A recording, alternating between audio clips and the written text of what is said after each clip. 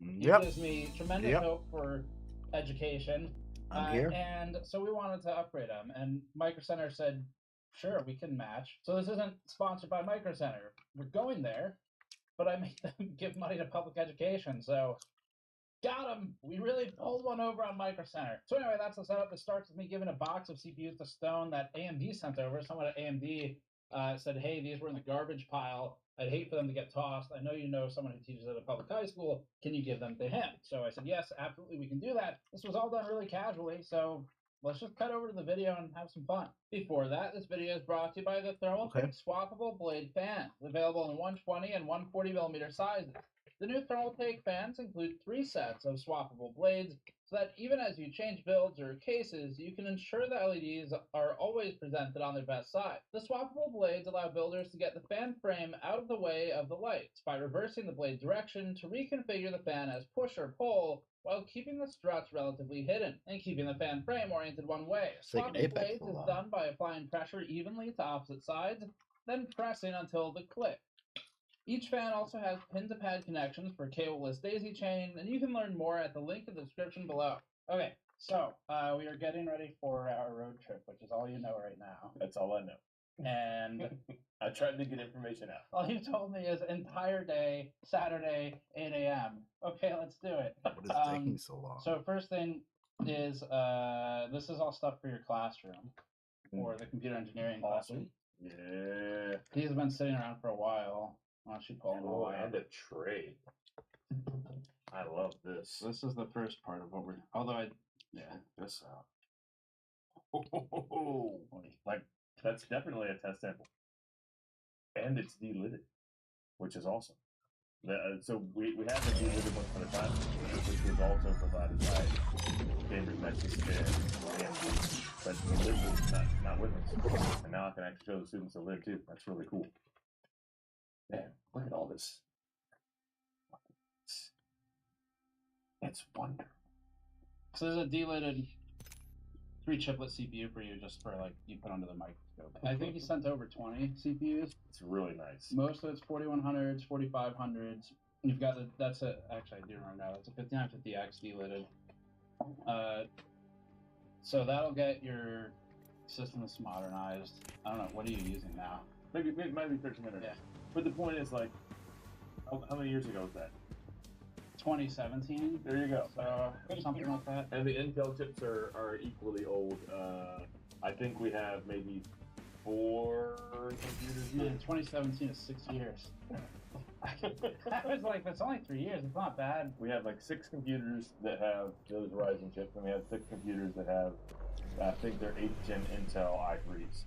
And so we have 12 computers, which is like half the classroom, that are okay. Yeah. Like that'll do a lot of things, like because we still teach virtualization and stuff like that, and that'll do the virtualization stuff. On our end, these have now, at least at the time this video goes up, officially launched.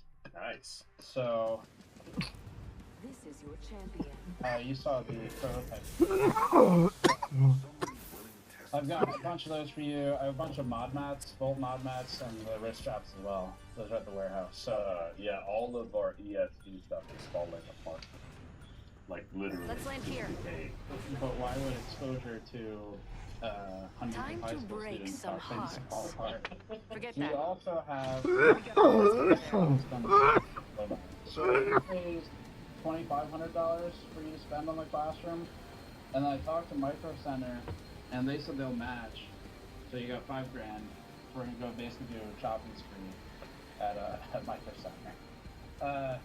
Yeah, so you got $5,000 for basically buy whatever in the store. Wow. We're allowed to like spend money sometimes. Like every few years we get like a budget like that where we can like spend a few $1,000s to try and refresh things in the classroom. I know you spend a lot of personal money on it too. When I put together 24 new computers, I like tried to use the low end parts like the R3, R3s and i3s, and I think I was able to get motherboard, CPU, and RAM, and 24 of them, and I think it was less than $5,000. Oh yeah, and for the stuff you're buying. Wow. For that classroom. And So- here's the catch though. It was rejected. Oh, okay. You didn't start with that part.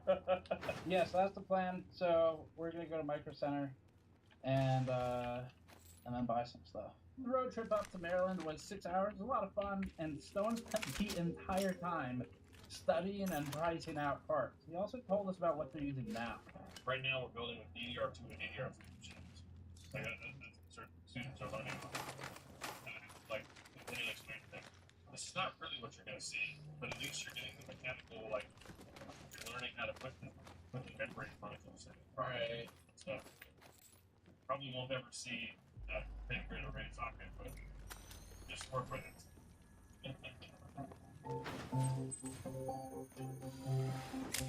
4100, I forget.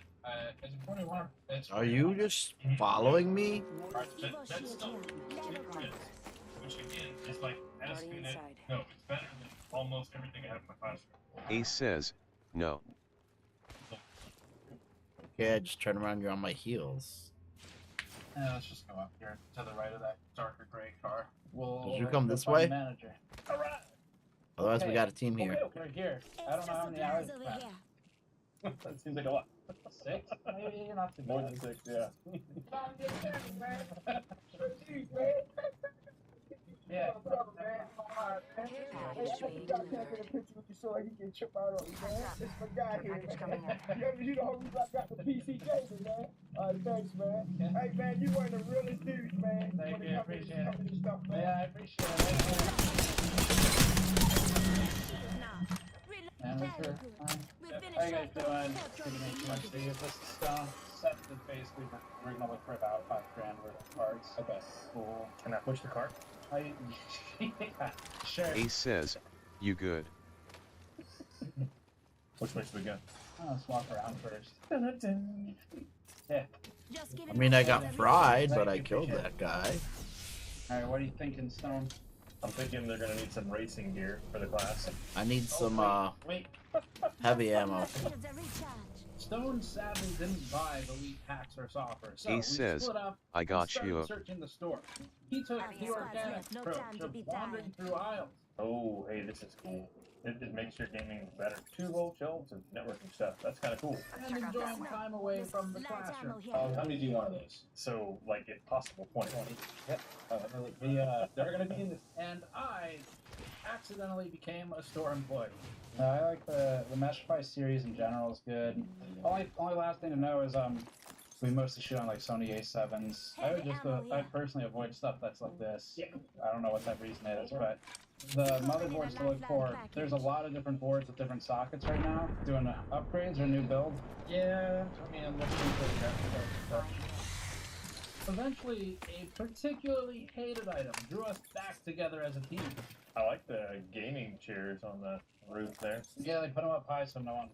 Sits in them. Wait, that's what I need to see. An 86-inch NanoCell LG TV. GPUs probably.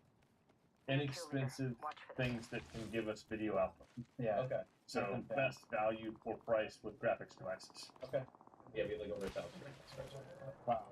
At this location, The inverse problem that's insane. of last year. Yeah. If you have any questions about the story, I can pull it up. Okay. He goes down.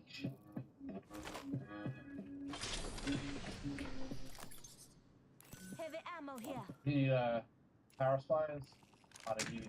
Yeah, low wattage, like 400 watts from and an 8, you know what I mean? Stabilizer Oh, here. we got Level basics. three. Look at this brand right here. Check it out. Look at this beast. 400 watts. Silent Ace says, I am back. $16. Wait, I don't want to buy that. Beats of I didn't power. know I you might were want to buy gone. that one. Oh. Comes with Where'd the you 4-pin CPU connector Okay, great. for the advanced connected CPU. This is definitely like OEM replacement. Power supply, you know, like your HP power supply blew up. Ace Too low says, end for public accidentally made a new desktop. I think at the very least, people want like a 4+4 on the CPU. Yeah, I think There's power spec. You made a new Okay. computer accidentally? 500 watt. Because it's Ace 40 says, bucks. yeah. no. Is it open box? You mean like Yeah. the desktop in your operating Okay, system? That's probably fine for you though. Ace says, I would not care. yes. So he's there. Are you running Windows 11? yeah, Let me okay. guess. Ace says, like. Like Windows 11. Ace says, I don't think any Windows part gets much 10. cheaper. The power How do supplies you were going accidentally well. make a He new had desktop plan, in Windows and 10? that plan involved using the What- Ace most says, affordable PSPs like. possible to power low-end Like systems what? while leading budget Ace for a says, far more Windows complicated plus item, tab. motherboard. So we have to work organized by Why were you hitting Windows Okay. plus tab? Stone had a unique angle for these. He wanted to get at least one motherboard from every vendor so that he can teach his students about the differences between the boards. It's brilliant, actually. What if we just, at very minimum, just like took the lowest price board from each vendor and got at Yeah. least one of those? Yeah, that's Ace a good says, start. Once we do because I that, play based on the keyboard. comments we see from you all every Yeah, I'm day, playing on something keyboard a lot of our too. viewers could use as well. You want On at my least one desktop high-end computer. flagship board. You get students excited to learn and catch their interest with all the lights and features and the cool Ace look. That says, still doesn't Then explain NVM. you want why to go would you cheap and push evenly divide the between each Windows key and manufacturer tab so in the kids middle can of get a game? experience with all the different BIOSes and the layouts. And Okay, so we got these What two sort of guys. key buttons This are is the you lowest using, price buddy? Ace says, from MSI, misclick. 160. yeah, and I'm just gonna write down the price. So we got 3x1. But Windows and tab are in like completely different spots. It's like you have to intentionally make those hand finger combination. Let's say we do 20. Right? Ace We says, have them in around I meant to $100 press piece. Alt. Yeah, That's $2,000 right there, which that's okay, right? yeah. You're at Right. $12.75 for this. Okay. So I mean, you got a lot of. You could be a little more aggressive if you want. You know, like you got a Okay. lot of room here. Yeah. So I think I am gonna go for 20. Okay, for Nemesis 20 here. builds. 20 builds. Okay. Yeah. So you're currently up. You're at 6, 9, Listen up, 10. I'm calling a lifeline So package. these are Give me the a same sec, as let me that. use my other Yes. accelerant and then Okay. go back to my 495. bandages. Is there anything else? You're at 14 points.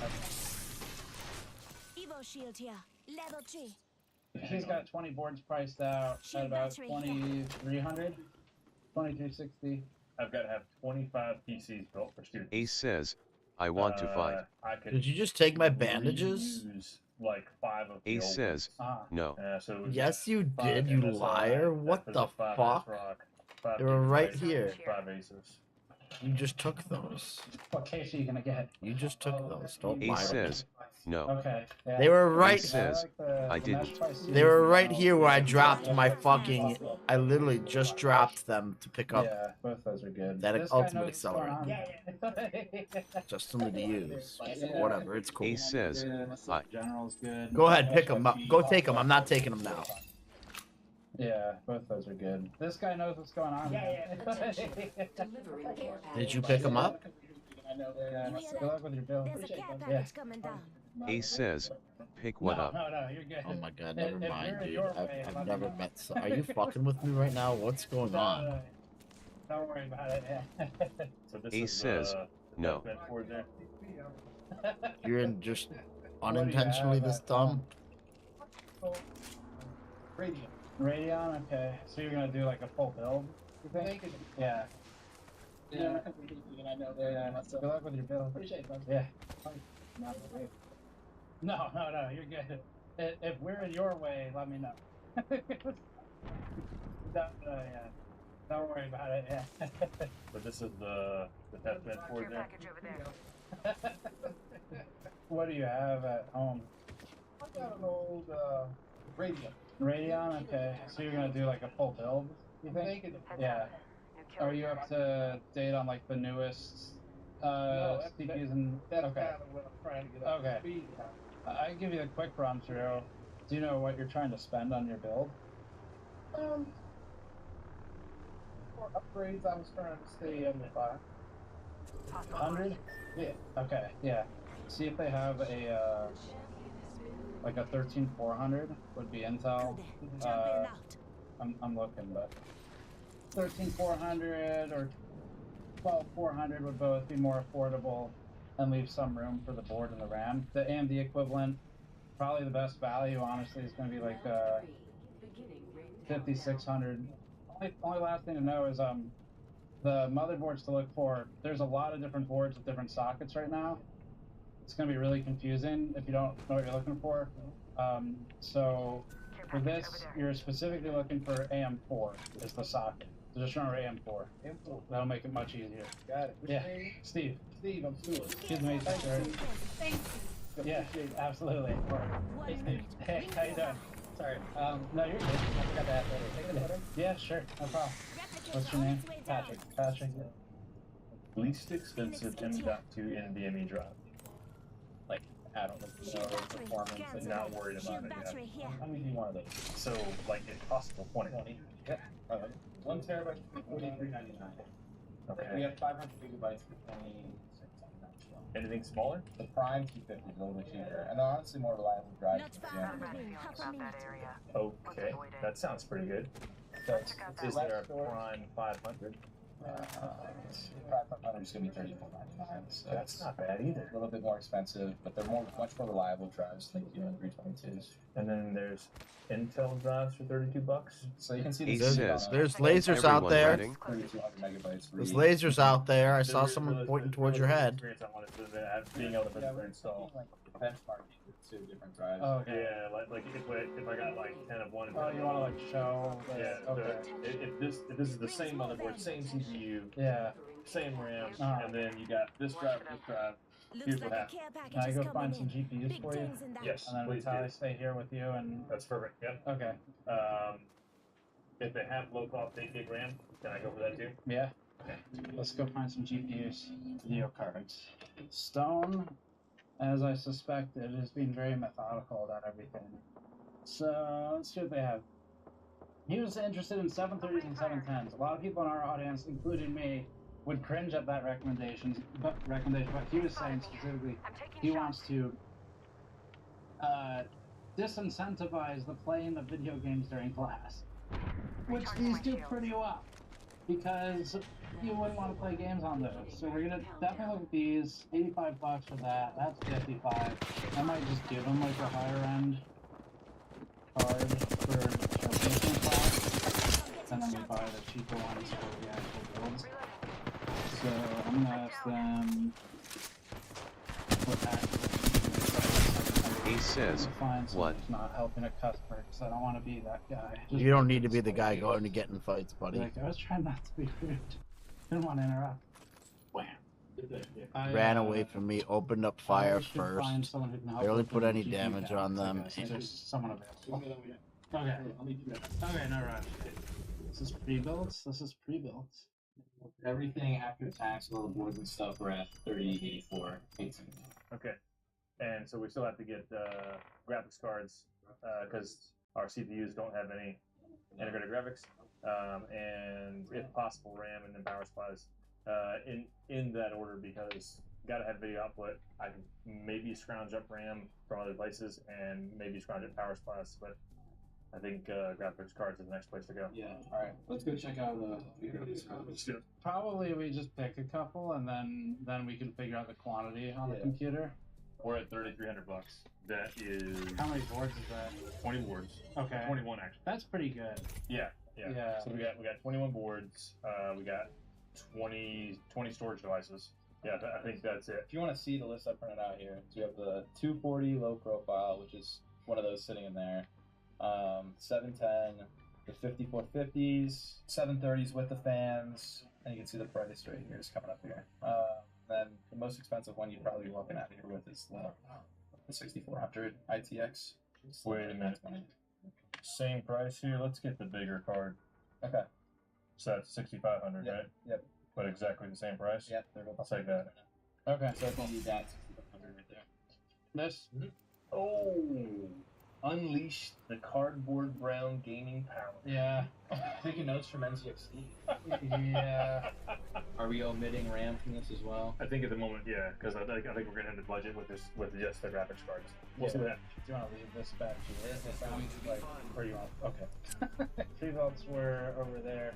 Can I get a selfie? Yeah. I'll be quick. No, you're fine. I'm gonna show my Let phone me now. tell you. You watch the videos all the time. I appreciate it. It's actually kind of that's from the guy to put together the list. Look at this monitor. Oh, I did not see that. How did I miss the giant C shape? This is an amazing store. No Okay, stray, no. I think my Please come from North Carolina Micro Center. Oh, you needed a benchtop power supply? Sure, we have those in stock. Okay, that's actually pretty cool too. Yeah. Nice soldering irons, Yeah. heat guns. Oh, wait, check this out. This is the best. This is the best. Look at this. Did you say you needed some shrink tubing? No, But it wasn't quite long enough on your head? I did not say that. This might be a good Are you place gonna to sell land. me some? We have them in 4-foot links and multi-color. Get ready. Moving up. I love that. I was like, are you kidding? I thought, yeah, I mean, it's just like, Thanks. what? I would love to have a store like this. I'm excited for the Charlotte. Yeah. Okay, that's good. See how his list is going. We got Let's go over there. So we're at IMG okay. Those 7 are so cheap. How much are they? Like $54. Remember we talked about any idea? Got 2 teams there. The $180 one? Yeah. Can we add that on there? Okay. And you said it's 9 GPUs right now? Yeah, 9 GPUs. Okay. Yo, you got teams on you. Max out on these 730s. Yeah, 25 total. I just gotta find the price because these are Canarians. Oh, gotcha. Okay. There's already a 6500 on there. There's an A380 on there already. 5 seconds. Rings just up ahead. For 4,000. Okay. Contact with target. This is a great way to spend a Saturday. Thank you. Yeah. Got 48.96, and then I have this one on there. Okay. You want to try and spend every last penny? Yeah, sure. What do you want to spend $50? I don't know. You said $49.50. I believe so. Yeah, this. The other thing I'm thinking about is that PCI Express X1 sound card, Okay. Yeah. which I think is like $44. Yeah, you want to grab that? You know where that is? Wait a minute. Can you tell me how much this other thing is? Yeah. So this one's $45, and it's got cool colors and an optical audio out. It's how we go. Here you go. Look. This is how we determine prices in BC World. We saw something earlier without a price sticker on it, and he said it must be free. I was like, if you say that to a cashier, they're going to slap you. That's like the whole joke. But I saw I it on can see YouTube. that the rings will Yeah, be it worked. Uh-huh. reloading. Here's a thing you can put into an X1 slot. Alright. These guys. These guys. Remaining ones from the. They're on me. If you really want a cool B-roll footage of DDR3 laptop memory, that's what you get right there. Yeah, the rip jaws. Watch out for the new Yep. kill leader, friend. Don't get an Uh-huh. enemy. A champion just fell. They must not even be so close. 670s. Grappling. Just want to double check. You have that sheet in there. Yes. Celodyne, 500. This guy's hurt, but dude, they're gonna heal up. I didn't even know what gun I had there. What gun did I have? Yeah. That's what we're talking about. The one above him's healing up. Yeah. I really appreciate you buying DENE these because I'm in underscore charge 3 of this says, section, Neo and team. These DENE underscore 3 says, fuck JK. 70s. And none of them were stolen from us. Yeah, that's Hey, that's because we went 500 gig. Alright, so you want a cool B-roll footage of DDR3 laptop memory? That's what you get right there. Yeah, the rip jaws. Yeah, real hybrid. Uh-huh. Alright, so we're going 670s. So, just want to double check. You have that sheet in there. Yes. Celodyne, 512. These guys. Prime, 500. These guys, 670p. These guys, SM570s. And none of them were stolen from us. Yeah, that's Hey, that's because we went 500 gig. Where'd we go? I guess we're gonna end up in GPUs next. Yeah. 730s. Yeah. I really appreciate you buying these because I'm in charge of this section. All right. And these. No one wants them. Yeah, I know. They're 730, of course. Get them online for $30 for you. I just want to see how dinky it is.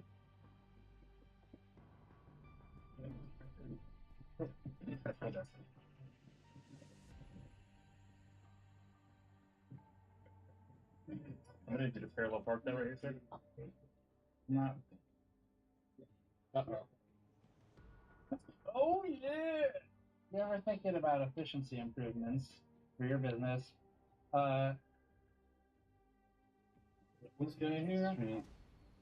This is the single fan one. Yeah. Pace wise, what are you looking at? Ian has donated lots of cool cases of it engine.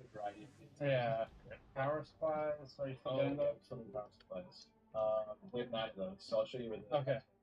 It's 500 is what you're looking for. Yeah. Right? that comes another $41 off. It's 500 down here. Yeah. Oh yeah, grab that one because that one's the lower price one. That's so much. Okay. Is that a Linus Tech Tips shirt? Good to meet you. What's your name? I'm Sam. Sam. Good to meet you. I watch your channel all the I time. appreciate it. Thanks. Yeah. My dad owns Okay. an IT company Yeah. in the area. Okay. So he's like 20 YouTube channels up, and it's usually you. Yeah. We love you guys. I appreciate it. Great meeting you guys. Thank you. It was awesome working with you. Yeah. Thanks again. Appreciate Safe it. travels. Thank you very much. Yeah. It was awesome. Very, very good experience. Yeah. I hope everything was up to par for what you're trying to expect. Yeah, definitely. So that's 2 stores now. Where it's like, man, the staff's pretty knowledgeable at these places. Okay. Should we take all this to the register? Yeah, all Okay. that stuff is going to the register. Okay. They're buried and prepped and ready. Okay. Sweet. You'll have all of your GPUs and SSDs are on a card. Yeah, I want to go with all the other tech channels. Yeah. They cover it. That's good to hear. Well, good luck with your project. Yeah. Thank you. Good to do. All right. Touching you. Yeah, you did.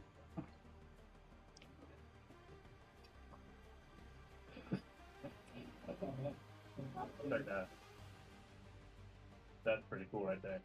Like I was saying, like these two guys in the end, these are the two guys that basically created the internet. Yeah. As it is today. I'm gonna apologize now for the amount of scanning you're gonna have to do. And then I think there's GPUs up here for us too. Okay, cool. But I guess we'll just empty the cart. Checking out here, massive shout out to Damien on the Micro Center team. He was awesome to work with, extremely knowledgeable, and actually very considerate of our filming needs. Well, there's 2 Micro Centers we've walked into now. The first one was totally unannounced, didn't work with them at all, where we've been impressed with the staff's knowledge. As for Stone, he got everything he needed. We gave him enough cases previously. He went and sourced some really cheap RAM, and we bought all the rest here. Hey, how you doing? What's your name? Nice to meet you. Yeah. I love your content. I know You said 20. I heard 20. Yeah, he's gonna go fine. 20. Start a class. That's awesome. Yeah. Yeah, good to meet you. Thanks, take it easy. We will slaughter our enemies. Oh, appreciate it, thank you. Okay. What's your name? Sure. Jeremy, good to meet you. Yeah. It's, I don't know, that sounds great. Oh, great. Yeah. It's like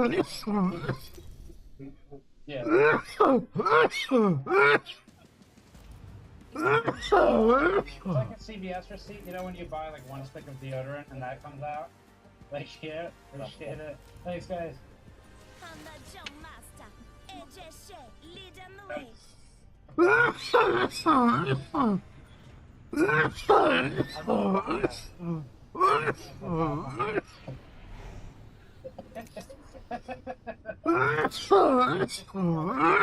There's like more strategy involved in packing the car. I got the biggest rental they had without going to a U-Haul.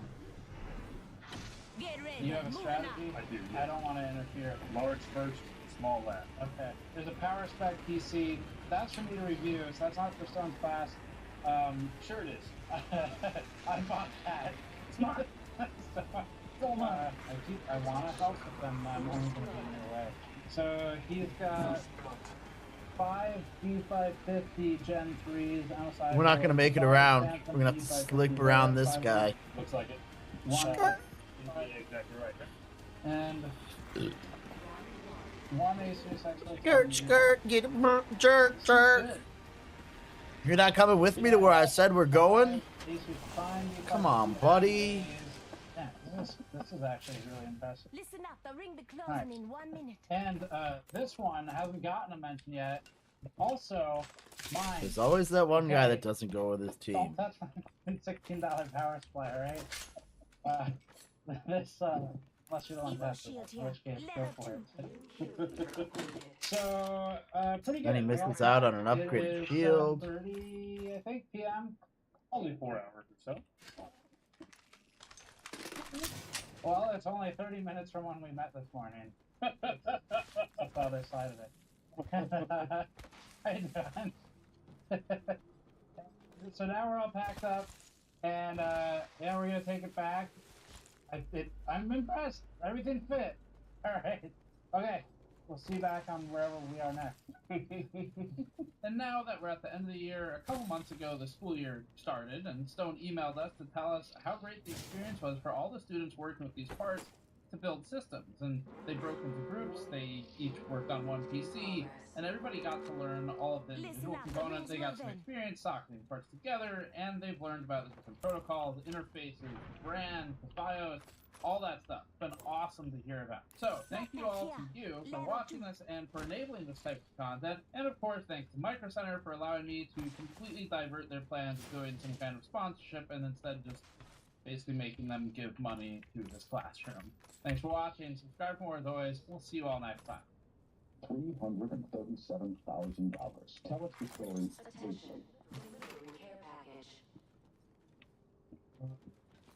In 1970, in Analog magazine, Colin Ellison and Ben Bova published the short story Brillo. Ellison's one of the most famous writers in history, but Bova's no slouch. He soon became editor of Analog, where he was beloved and won the Hugo Award for Best Professional Editor 6 times. This isn't one of his. He accepted this one on behalf of George R.R. Martin, whose career he started.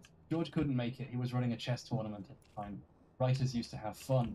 Now we just complain about Twitter. On Twitter, Brillo was about the world's first robot police officer. His name's Brillo because Brillo pads are metal fuzz. That's pretty good. This is one of the earliest stories in fiction about a robot cop. A commonplace trope today, and soon in real life. It wasn't the first example. The most famous earlier one would be Isaac Asimov's Caves of Steel. Remember this. It will come up later. Ellison and Bova thought the idea had legs and decided to adapt it into a TV show. They pitched the idea to a few companies, including NBC, where an executive named Terry Keegan said no. They later showed Brillo to Paramount, where the head of development, Terry Keegan, he'd recently been hired there, said no. The same man passed on the same pitch twice at 2 companies. Clearly not a fan of the robot cop idea. 6 months later, Terry Keegan sold a show called Future Cop to ABC. It's a show about a robot cop. He's an android. Our boys realized they'd been ripped off. When I saw it, I wanted to file immediately. My attorney said, forget it, man. He said 90% of all plagiarism suits the plaintiff loses. Besides, these guys will kill you. You'll never work in this town again. They spend years finding a lawyer willing to sue a giant television conglomerate, despite the cost and the possibility of being blacklisted from working in television. In his deposition, Keegan claims he never read Brillo, an obvious lie. It was later discovered the memos proving he deliberately ripped them off had been burned. The jury found in favor of Ellison and Bova and awarded them $337,000 in damages, about $1.2 million today. Ellison used some of the money to put up a billboard across the street from the studio needed writers. Don't let them steal from you. Keep their hands out of your pockets. Or at least he said he was going to in interviews at the time, and later journalism claims it happened, but I can't find any pictures, which is a shame. Either way, they still made off with all that delicious money. Yum yum. I've been waiting 4 years for this moment. 4 years to tell other writers they can fight him and beat him. So, what's all that about? Okay, you know that trick video essayists use where they open on a semi-related example that sets the stage for the wider topic? It's a classic, I do it all the time. I wanted to open on a recent example of a writer winning a plagiarism lawsuit and getting their day in court. But there isn't one. This ancient case, which took place over a decade before I, and statistically you, were even born, is still the best, most recent, and almost only example. Ellison and Bova are among the few writers to ever see financial compensation for their work being stolen. Oh, that's all. Testing 1, 2, 3. For the foreseeable future, if someone else on here steals your work for money, there's not much you can do except talk about it. A few years ago, I made a video with some examples of plagiarism, and even covered a time I felt it happened to me. The guy in question, Lukey Poo, A few years ago, I made a video with some examples of plagiarism, and even covered a time I felt it happened to me. The guy in question, Lukey Poo, briefly posted a 10-minute response accusing me of overreacting, before appearing to think better of the whole thing and deleting this, along with the video copying me. I watched your video, went through it, piece by piece and copied it because you're such an incredible YouTuber. Thanks, Luke. Apology accepted. He has since rebranded his channel, recognizing the irony in presenting himself as a literal piece of shit, but his videos are still awash with plagiarism accusations, ripping off other YouTubers for hours at a time now, the only new sections being stuff about how homophobia is fine. Maybe the rebrand was a little too soon, but no authority took Luke's video down. He could have left it up, and people often do. You can spend ages on a unique video with an original idea, and a way more popular guy can rip it off, along with its thumbnail, get a bajillion views and rake in the cash. On YouTube, if you have an original idea, if it's good, it won't be yours for long. The fact I'm making this video during one of the biggest creative strikes in history isn't lost on me. Other people's hands have never before been this deep in the pockets of creators. We need Harlan Ellison's billboard now more than ever. But I don't know how to rent a billboard and it sounds expensive. So instead, we're going to talk about plagiarism on YouTube, what exactly it is, why it's wrong, and the many unintended side effects. Only then can we begin to talk about what to do about it, or at least what I'm going to do to try to put some of it right. I'm going to use a few relatively well-known examples you might have heard of already, and some new ones I found just for this video. I could even ruin some of your favourite YouTubers for you. Apologies in advance. So, let's start some fights. Part I. Philip.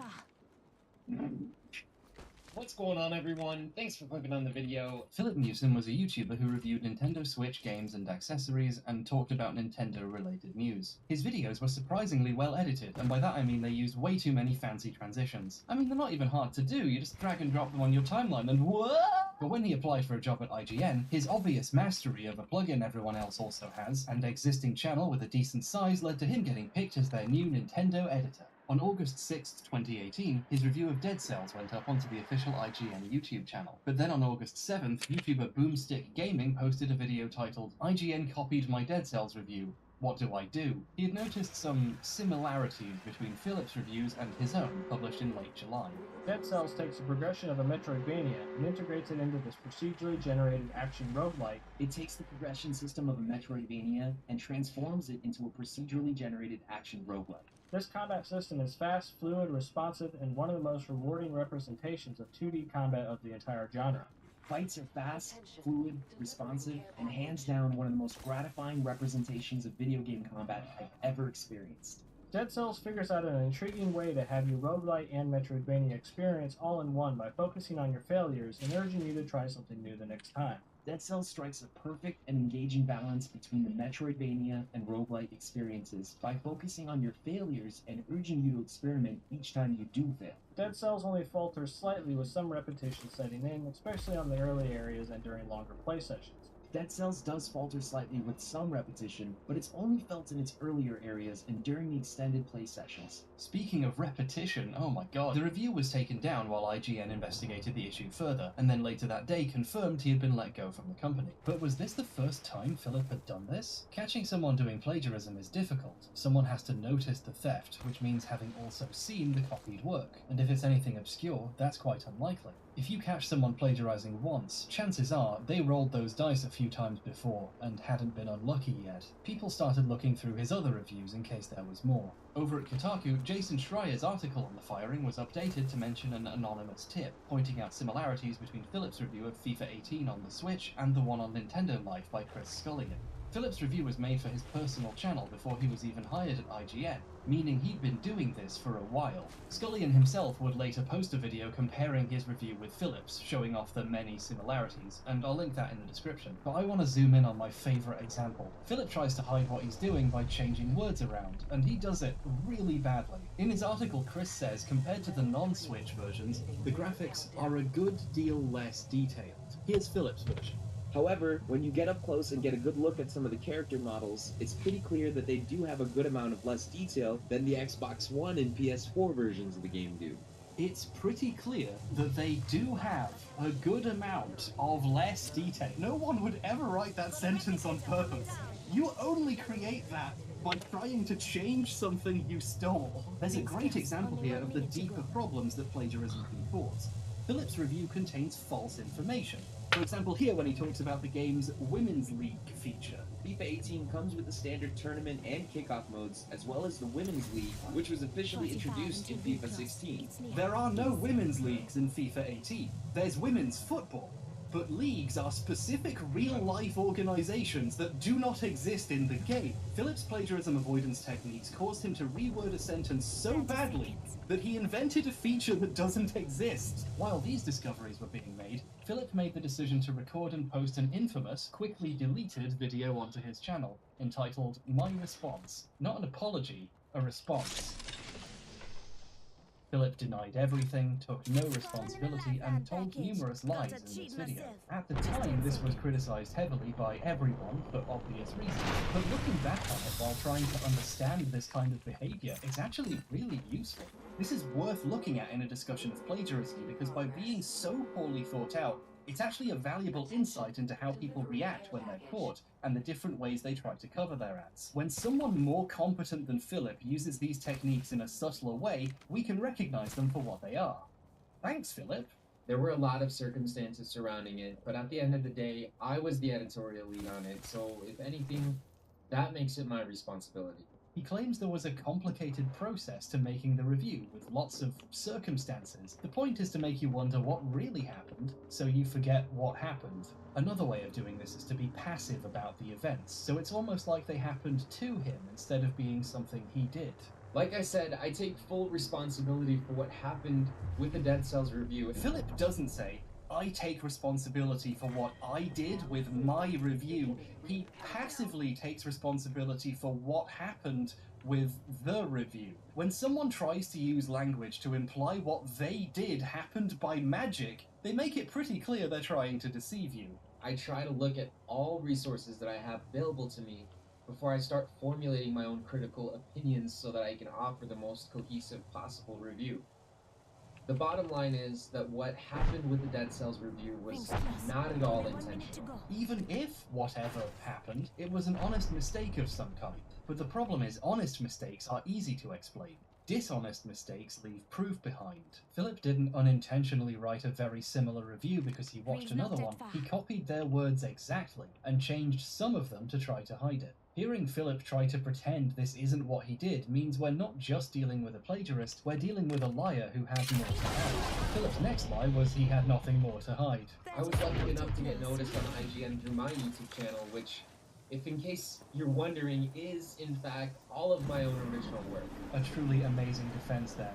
Even if it did happen, which it didn't, it only didn't happen once. But the goal is to preserve what's left of your reputation by getting people to stop looking for more. This behavior goes hand in hand with a special anger directed at the people who are looking. So you can keep looking, Kotaku, and please let me know if you find anything. Which, by the way, their news editor, Jason Schreier, tried to imply that my FIFA 18 review was also inauthentic by claiming that I copied it from Nintendo Life. And that's just so not the case. I mean, maybe he was implying that if you have similarly opinionated reviews, then you're just plagiarizing. Or maybe he's just trying to get as many clicks off of my name right now as possible. Or maybe he just likes kicking people when they're down. I don't know. I mean, check it out for yourselves and you be the judge. He's referring to how Jason updated his article to include that anonymous tip. Philip accuses him of deliberately attacking him for attention by reporting what he has done. The section about how absurd it is to suggest he copied Scullion's FIFA review is probably why Scullion made his video in the first place. It begins by showing this clip. Bit of an own goal there. By the way, Philip, that's a football pun. Philip is using the reporting on him as a bid to gain sympathy. Yeah, I did something bad, but really, the bad guys are the people trying to see what else I did.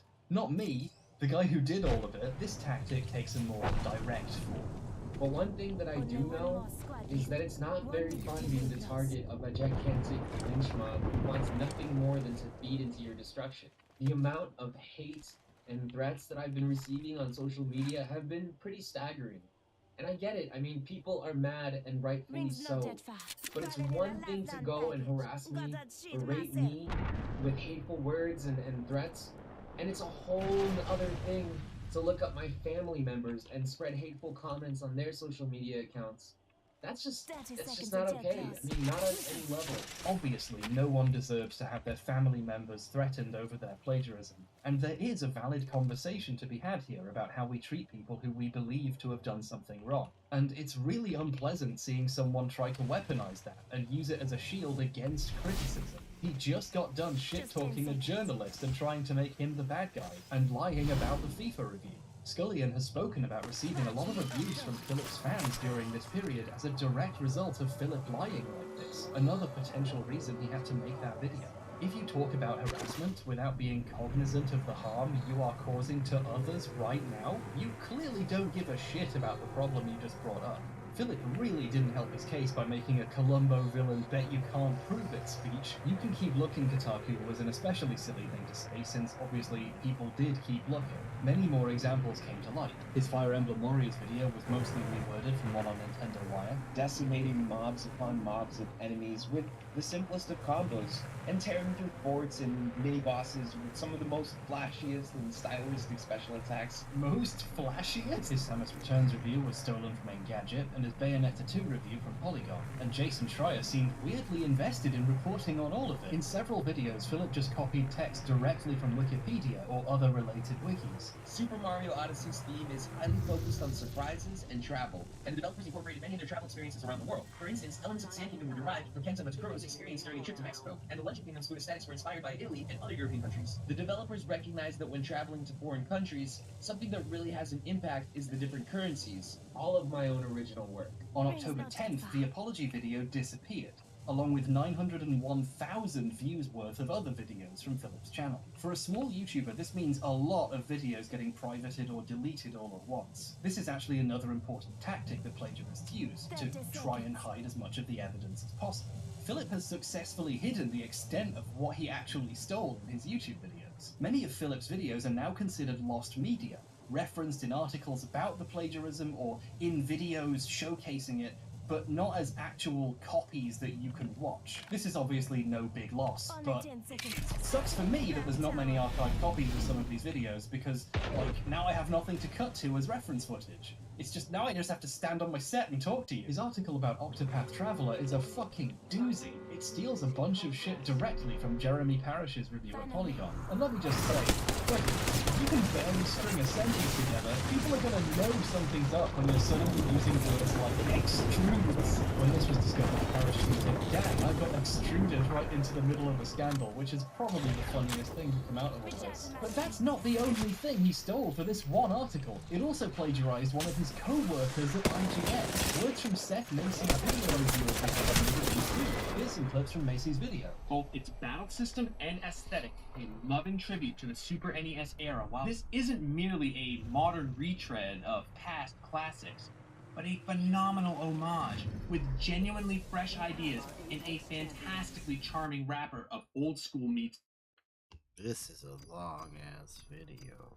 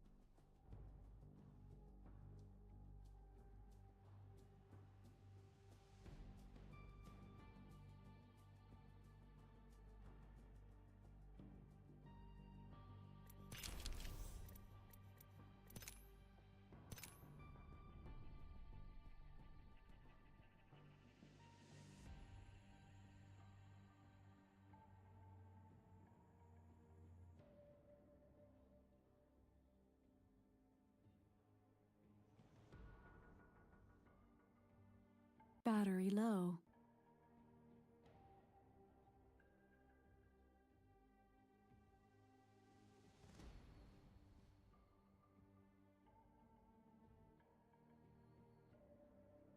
Charging battery.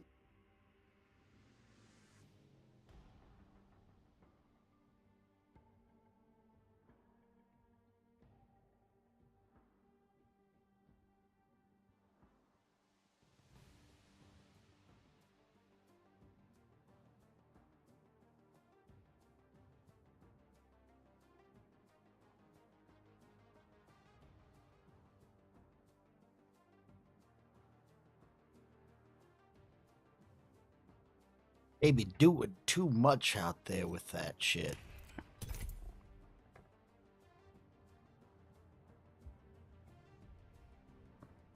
What do we got after this plagiarism video? Can we get through at least the first part of this?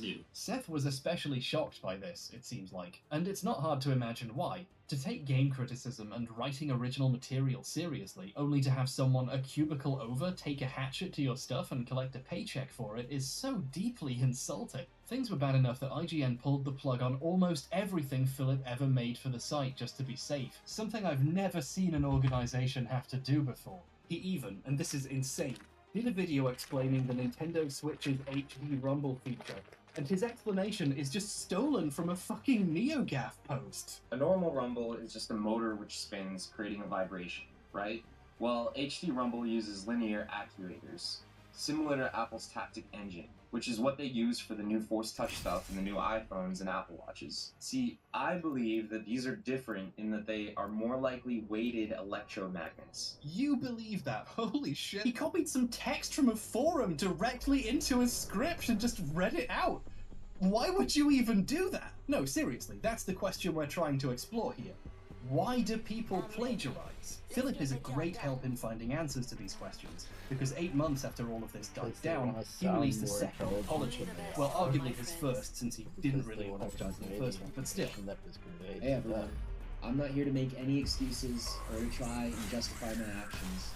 I'm only here to apologize to the people that I've wronged. He says sorry directly to several of the people he copied from, but to avoid making himself look too bad, he doesn't mention the forum post, or the time he stole from someone else at IGN, or a bunch of the other places. He also doesn't apologize for denying everything, pretending it was an accident, or accusing specific journalists of being out to get him by reporting on it. I think this points to what this apology is actually about, which is appearing more humble and honest to try and repair his reputation. Admitting to the truly embarrassing stuff, or the dishonest shit he said when he was caught, would just make him seem disingenuous. It's hard to come off as honest if the apology includes lying to your face in the past. He wasn't done making excuses either. 2 days later, he uploaded a third apology. Lovely. I'm the Hey, jump everyone. master. I'm getting deja vu from these videos now. In this video, he tried to explain why he did all this. He had insecurities about the quality of his writing and his fear of disappointing Let's people. find something good. Let's Felt head pretty that way. confident with my video editing skills and my abilities to create videos, but I wasn't always confident with my abilities to write. And when I got that big break with this awesome gaming company, my insecurities were amplified by like 10 million. Because the audience was bigger and the expectations were higher. I really wanted to do well, but I was also really scared of saying the wrong thing or putting out a bad review.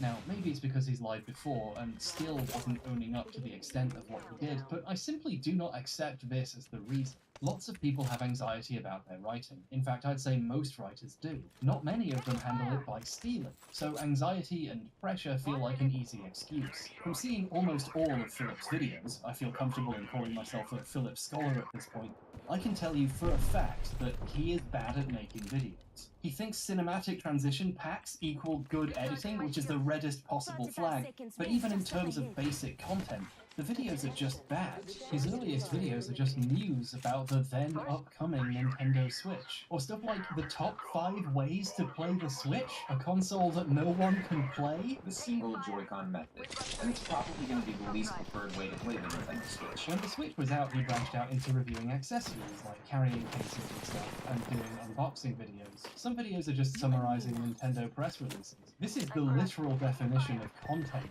It's like it got squeezed out of a Nintendo-branded tube somewhere. it's the most how do you do fellow kids energy I've ever seen coming out of a 28-year-old man. So he started doing the most egregious audience growth tricks for dummies you can imagine, like constantly having giveaways for subscribers. He was following didn't grow organically from people liking him or his work. Those people don't exist. It grew from offering free shit if you subscribed. But I'm going to give Philip some credit here and say at some point he recognized, correctly, that he didn't know what he was doing. I mean, if it's obvious to me watching them, it must have been obvious to him making them, right? So, what do you do if you know you won't get ahead without copying someone better? You copy someone better. And I'm not even talking about plagiarism here. Even the stuff that isn't stolen is derivative. There's this one guy called Nihongo Gamer who's done some pretty useful tech reviews, and one of them was of an arcade fighting stick for the Switch. It did surprisingly well, and he gives it a proper workout as someone who clearly knows their stuff with fighting games. A few weeks later, Philip coincidentally decided to review the same thing. But Philip isn't a fighting game aficionado, so his live gameplay footage is him playing Sonic and Mario Kart, making this review functionally useless as a review of a controller made for fighting games. But Nihongo Gamer also in the same video reviewed this Switch holder that looks like a little arcade machine. Philip, coincidentally, is also reviewing one of these in his video.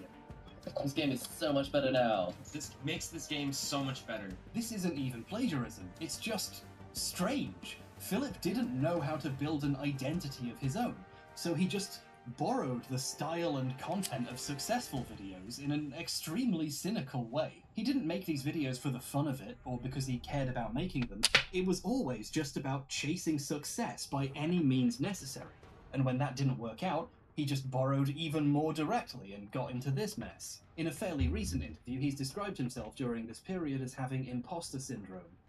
But that's wishful thinking, isn't it? There's a difference between having imposter syndrome and being an imposter.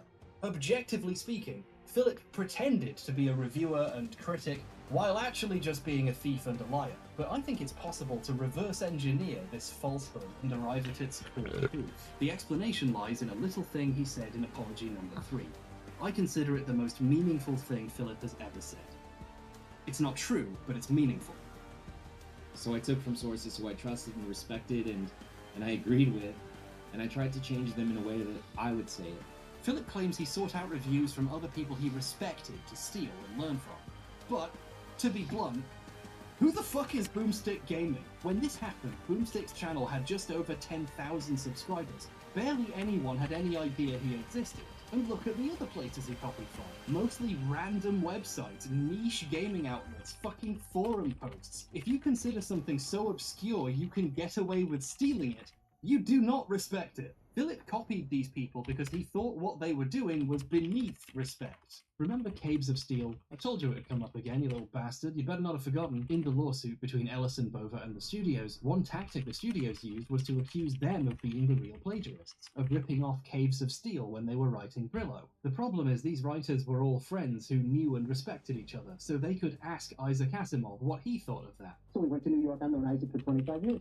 And Isaac, in his deposition, said, I've known Howard for 25 years. He said, you don't steal from your friends. It all sounds so simple when Isaac Asimov says it. At the start, I briefly mentioned one of the many times someone's entire idea and thumbnail have been copied. The thief later flipped the thumbnail and changed the colour of his shirt. Amazing. This guy's kinda notorious for stealing from people, and there was a really notable encounter where he made fun of a guy by joking about how many subscribers he had. This comes off as generic former Vine star narcissism, but it's difficult to ignore that he specifically steals from people he considers beneath him, having a lower number. If you're not as important, your ideas are up for grabs. In 2016, Melania Trump's speech at the Republican National Convention was found to have plagiarized one of Michelle Obama's speeches at the Democratic National Convention. The audience hadn't seen a speech given at the other convention, so none of them noticed, but the media did later. The question going unasked at the time, at least for me, was, why Michelle Obama? Her speech about hope and dignity and respect and dreams had nothing to do with being a Republican. They hate that shit. Why didn't the writer rip off a Nancy Reagan speech about killing the poor or locking up black people for using the drugs her husband gave them? Well, plagiarizing another Republican would annoy Republicans, whose opinion the writer actually cares about. If you respect someone, or want their respect, you generally don't risk a fight with them by jacking their shit.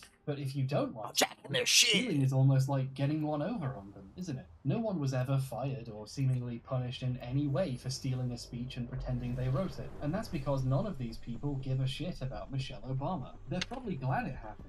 If you broke into Obama's house and stole some of his silverware, most speakers at this convention would pay you a cash prize. Plagiarism is an insult, and don't people love to insult their enemies? Here's something petty I should have forgotten about but didn't. When Lukey Poo made his short-lived video response, while defending himself on the grounds he actually got the idea from someone on Twitch who saw my video, and they're definitely real, he still took the time to explain that he also didn't like fan art. H-Bomber was a relatively decent video creator. I disagreed and didn't like some of the stuff he did, like when he went after Sargon of Akkad and some other YouTubers. This sat with me. Why was it so important for him to signal his allegiances like this? I think the point was to make his theft an act in a larger culture war. Even if he did rip me off, I'm the bad guy. I don't deserve to be treated properly, so if anything, it's good if he did. You don't steal from your friends, you steal from the guy who made fun of Daddy. At this point, I'm convinced the Charging only thing battery. the H-Bomber guy needs, more than a testosterone shot and some estrogen blockers, is a lesson in humility. Okay, where does, and I mean this as a compliment, the most fuckable twink I've ever seen in my life get off telling me how to manage my T levels? Is he speaking from experience? The way Philip pivoted when caught to attacking his accusers feels all too familiar to me as someone who has received the same treatment from someone like him. There's this indignation to it. I'm better than you. How dare you tell me not to steal? What's emerging here is a social element to theft. Plagiarists seem to have this belief they are better than their targets, more important, more deserving of credit, better politics, a better class of person. Your ideas are wasted on you. They'd be much better served in my videos. Other games people looked down on what Philip did with so much anger, and people from IGN continued to be aggressive at him for years afterwards, because they understand this instinctively. His actions essentially said out loud, he thinks games writing is so worthless, it's okay for him to steal it. The IGN crew are especially entitled to be angry about Philip though, because he did really damage their credibility. When your company produces plagiarized stuff, it damages people's faith in your institution and its ability to not do that. And it's really hard to get that goodwill back. This leads us, as all things do, to the Angry Video Game Nerd, Part E, Cinemassacre. The Angry Video Game Nerd is a popular series in which, I don't need to explain this, AVGN made James' role for household name the world over, in cool households. Under the umbrella of his mostly one-man production company, Cinemassacre, James made other things too. One of these, and my favourite, was Monster Madness, where every October James would release a video every single day about an old horror or monster movie. I used to rewatch these whenever I was hungover in university. It always made me feel way better. There's an infectious positivity to hearing someone share something they genuinely enjoy. Good stuff. As the years went on and he got busy with other projects and having children, I mean his wife had the children. See, some years he only made a few new ones. The guy was busy, or maybe he'd lost interest in a project he'd done for over a decade at that point, and that's fair enough. But then Screenwave got involved. For people with better things to do, Screenwave Media is a YouTube network / influencer agency thing who work with various YouTubers, helping them produce content by editing their videos for them, assisting with writing, and helping them find sponsors. They apparently work with a bunch of channels in various forms, but they work especially closely with Cinemassacre. The writing and editing of the AVGN videos became different and weird, like someone else was doing those parts. The channel started making new types of video, which were like James standing kind of awkwardly in the corner while Screenwave employees discussed a movie.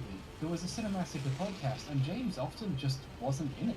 The guy whose channel it was became an optional side character. Oh, and everything became packed with sponsorships. If you don't know, Skillshare... It got so bad, episode 200 of AVGN is split into 3 videos with separate sponsors, purely because they sold too many brand deals. Oh, we're gonna have to make the episode 200 3 episodes because we sold too many brand deals.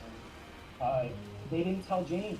Under Screenwave, Monster Madness became a different beast. They streamlined production by eliminating the writing.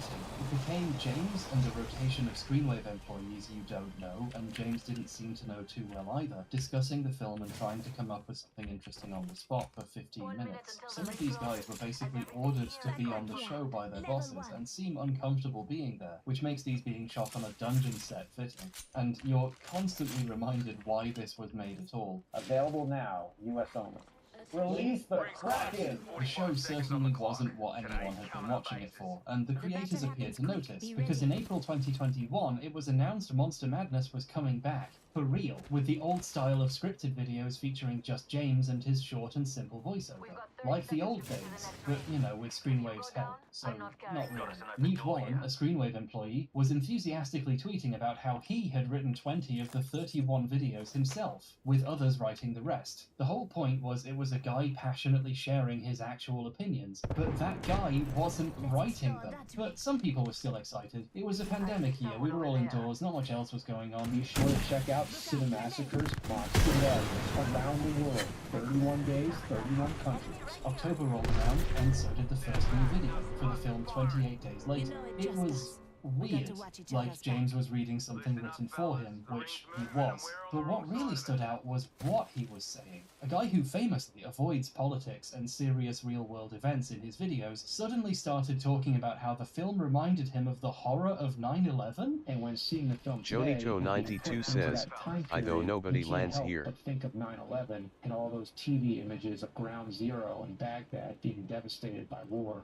It didn't take long for people to start googling the words he was saying. A user named Johnny92 ZB123 posted a says, thread on Reddit don't showing go. a huge You portion can of the craft video was taken directly from a review and film comment, a fairly well-known film criticism magazine by Dr. Cecilia Sayad, who is currently a senior film lecturer at the University of Kent. Let's compare and contrast, shall we? Horror films are frequently interpreted as allegories of our realities. Okay, that was quick. Their fantastic or supernatural elements often spawn from symptoms of social and political tensions in a specific era.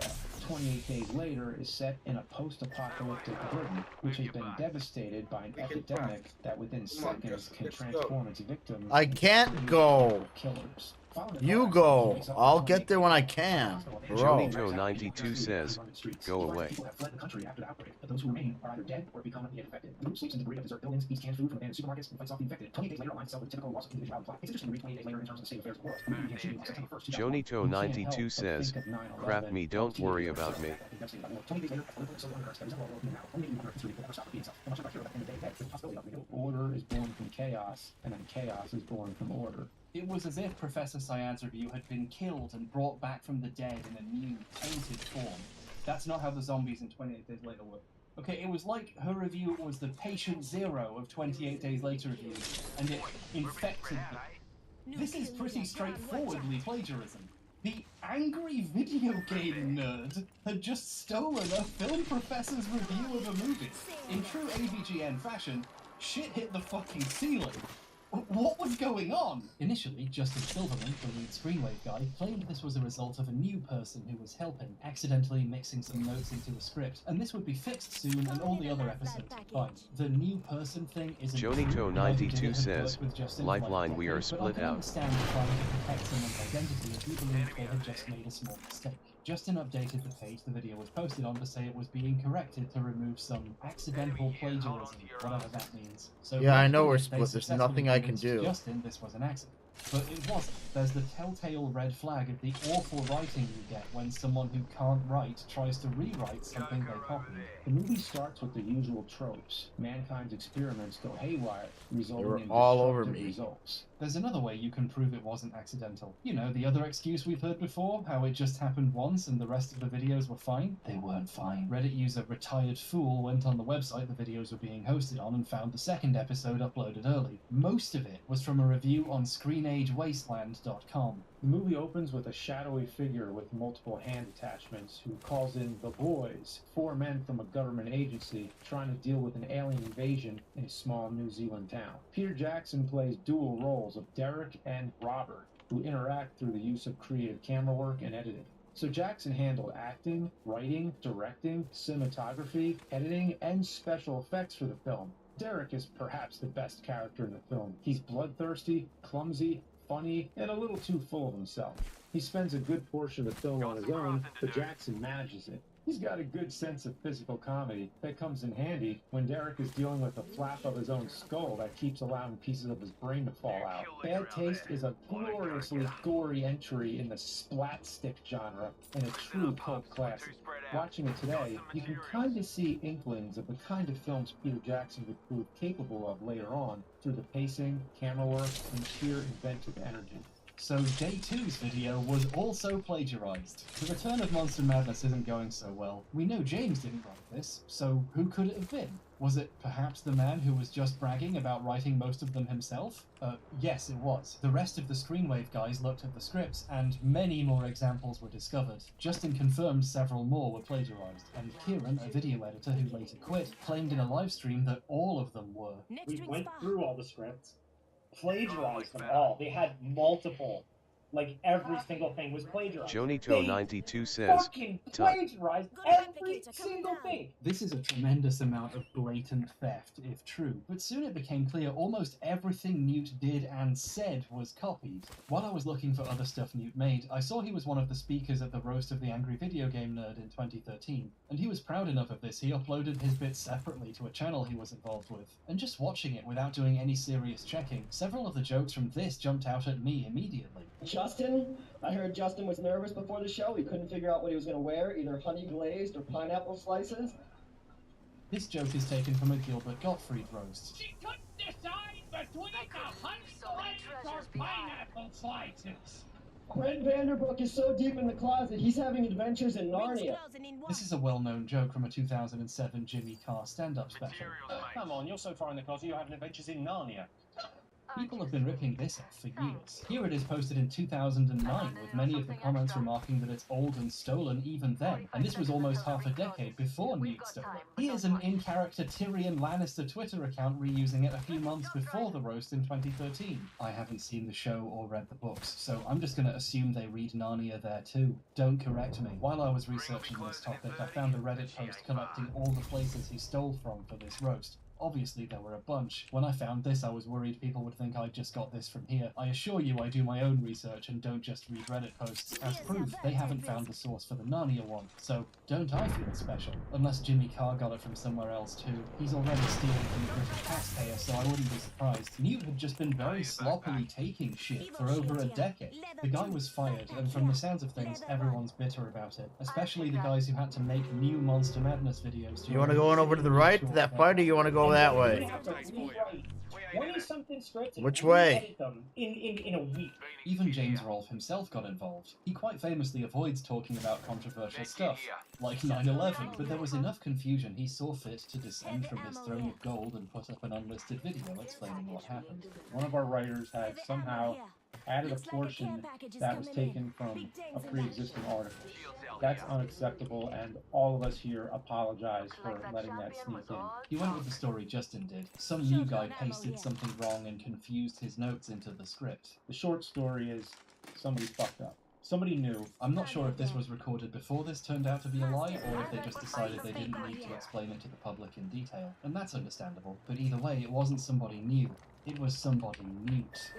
That's your joke for this video. Doing research, I found an interview with Newt about a low-budget horror film he wrote. However, the picture they used was Philip Mewson. I have no idea how this happened, but it's very funny. For the creative people watching, there's a kind of positive lesson here. You might be mystified why someone would copy stuff for a review. Why is it so hard to just write your opinions on something? But it turns out writing a good review is really difficult. For example, I use the phrase "it turns out" more than once every video by accident because I'm bad at it. I'm not even joking, I've written "it turns out" in the next section without realizing it. That's how fucking bad I am. Being able to write a good review is a unique and difficult skill. Creative people often have trouble recognizing their skills as skills because eventually they feel like second nature. Don't go that way. They don't feel real and practical, like building a house or doming. But it turns in that this stuff actually is valuable. If it wasn't, people wouldn't be stealing. Creativity doesn't feel super special and unique until you realize people have to plagiarize it.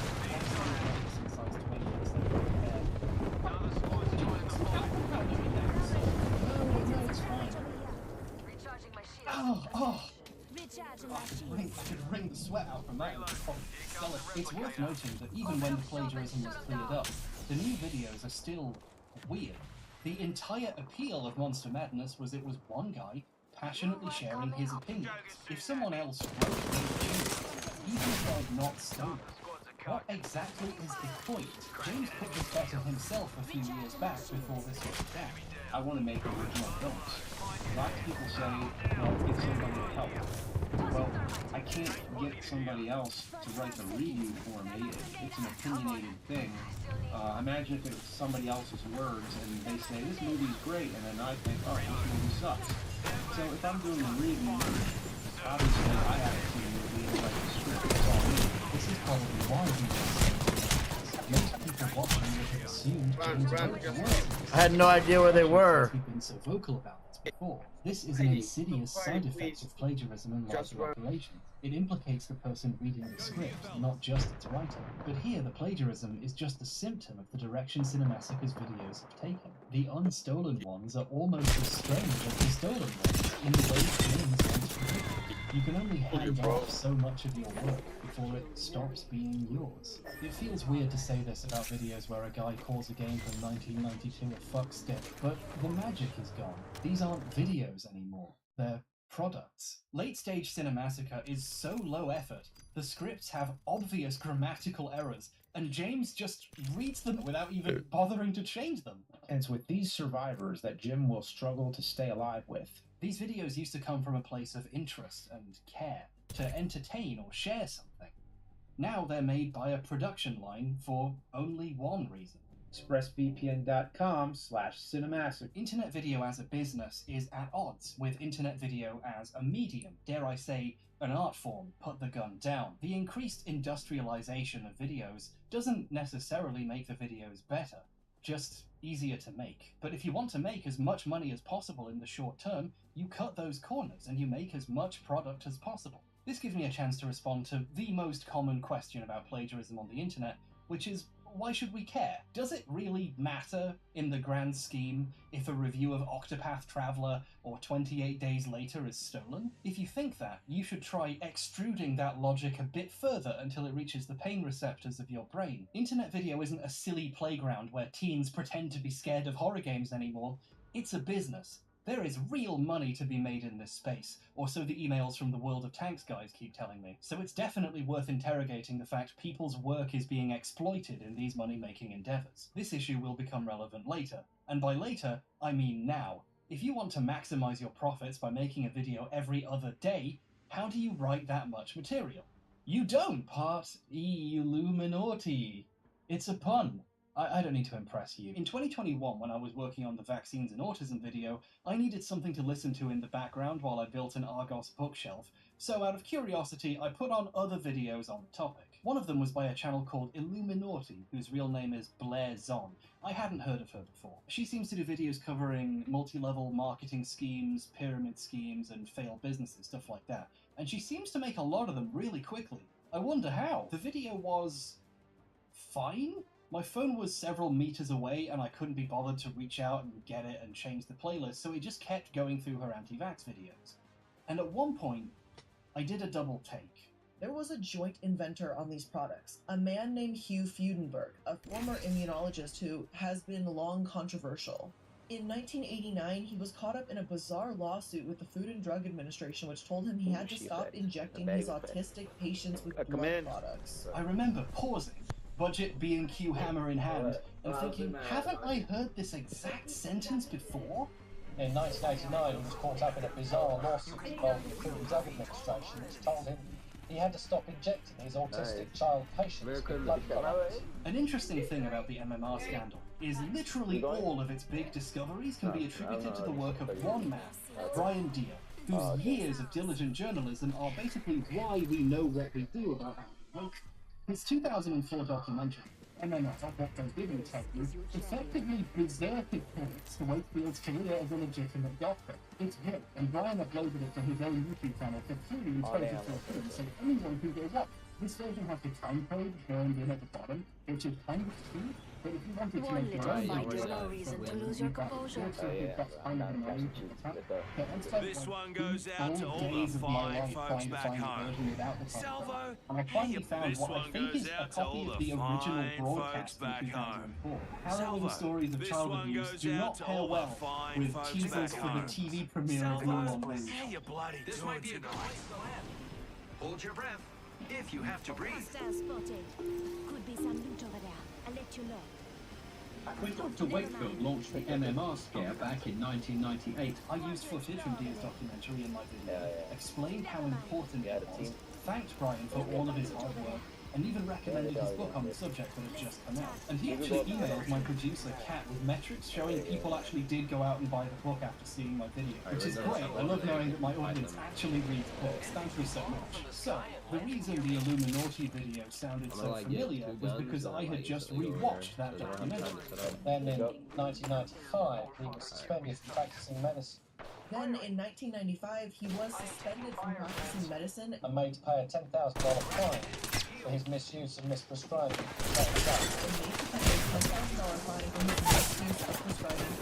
Popped one. A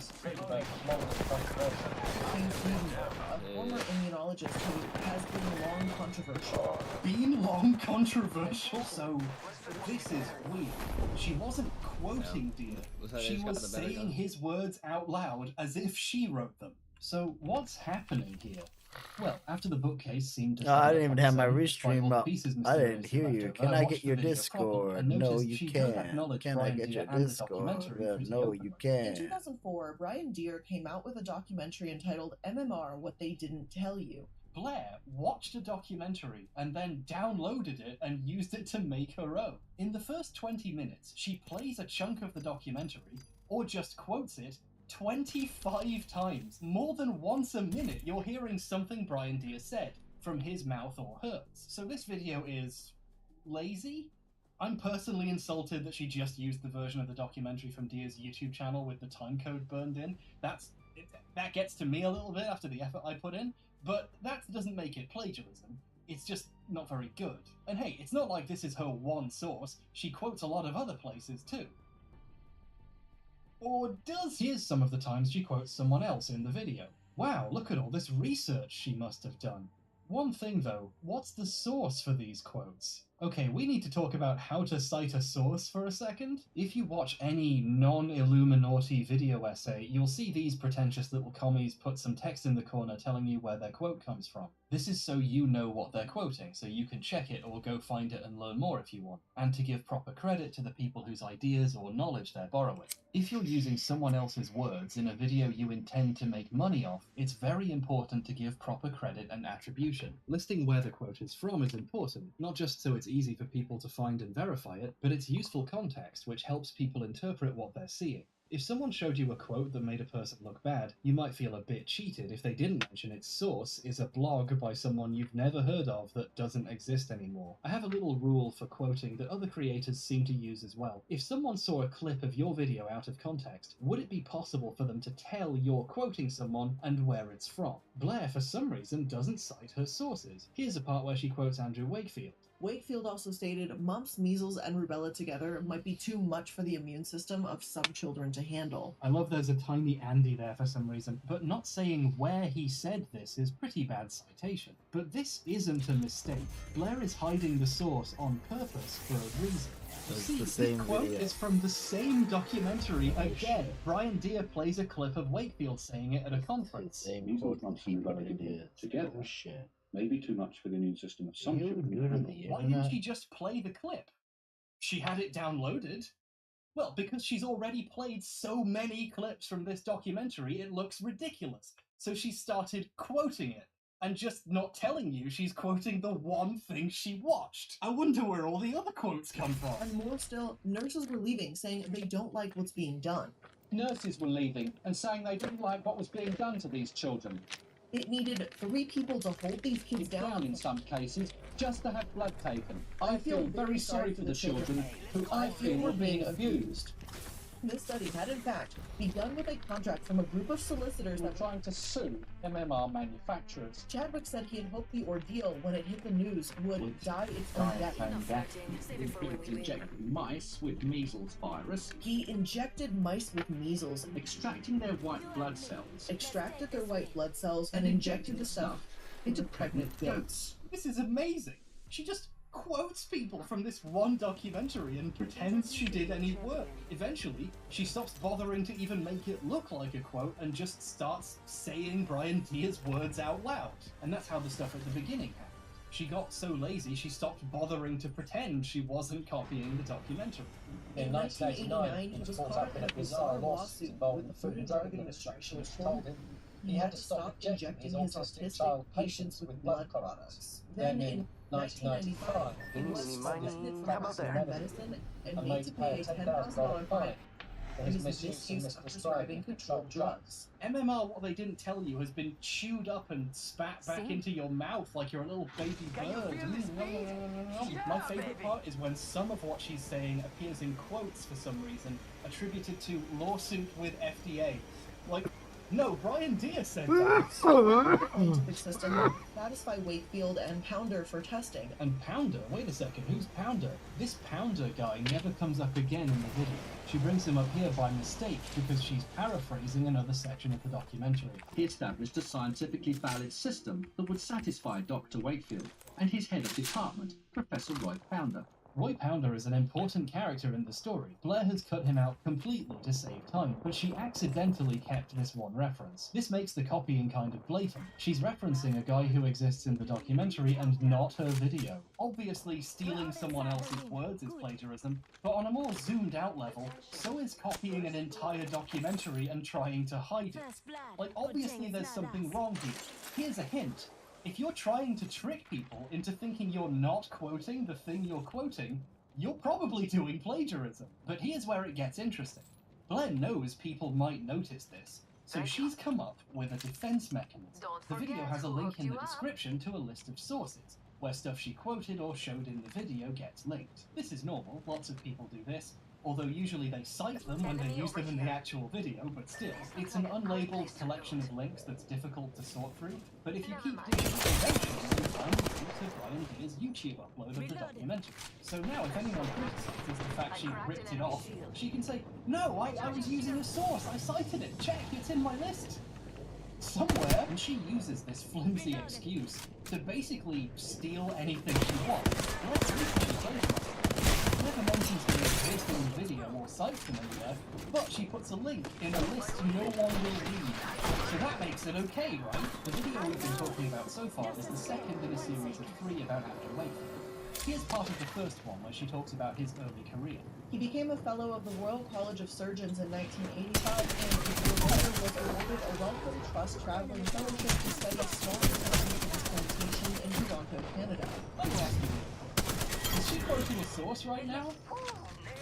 No, it's just stock footage, so clearly she wrote this part, right? No, she's just reading an article from the Telegraph. He became a Fellow of the Royal College of Surgeons in 1985 and a year later was awarded a Wellcome Trust Traveling Fellowship to study small intestine transplantation in Toronto, Canada. Dr. Wakefield returned to the UK in the late 1980s where he began to devote more time to research. Oh no, there's more. Joining the Royal Free Hospital in London, he worked on the liver transplant program and in 1986 began researching bowel disorders, autism, and the MMR vaccine.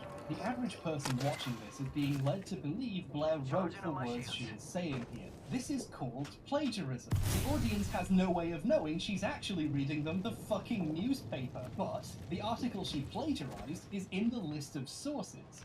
So we already know what the excuse will be. It wasn't plagiarism, she was just quoting a source. Without telling you. I'm imagining an alternate universe where political news video just had a little paste bin link at the bottom, which shows to all the stuff they stole.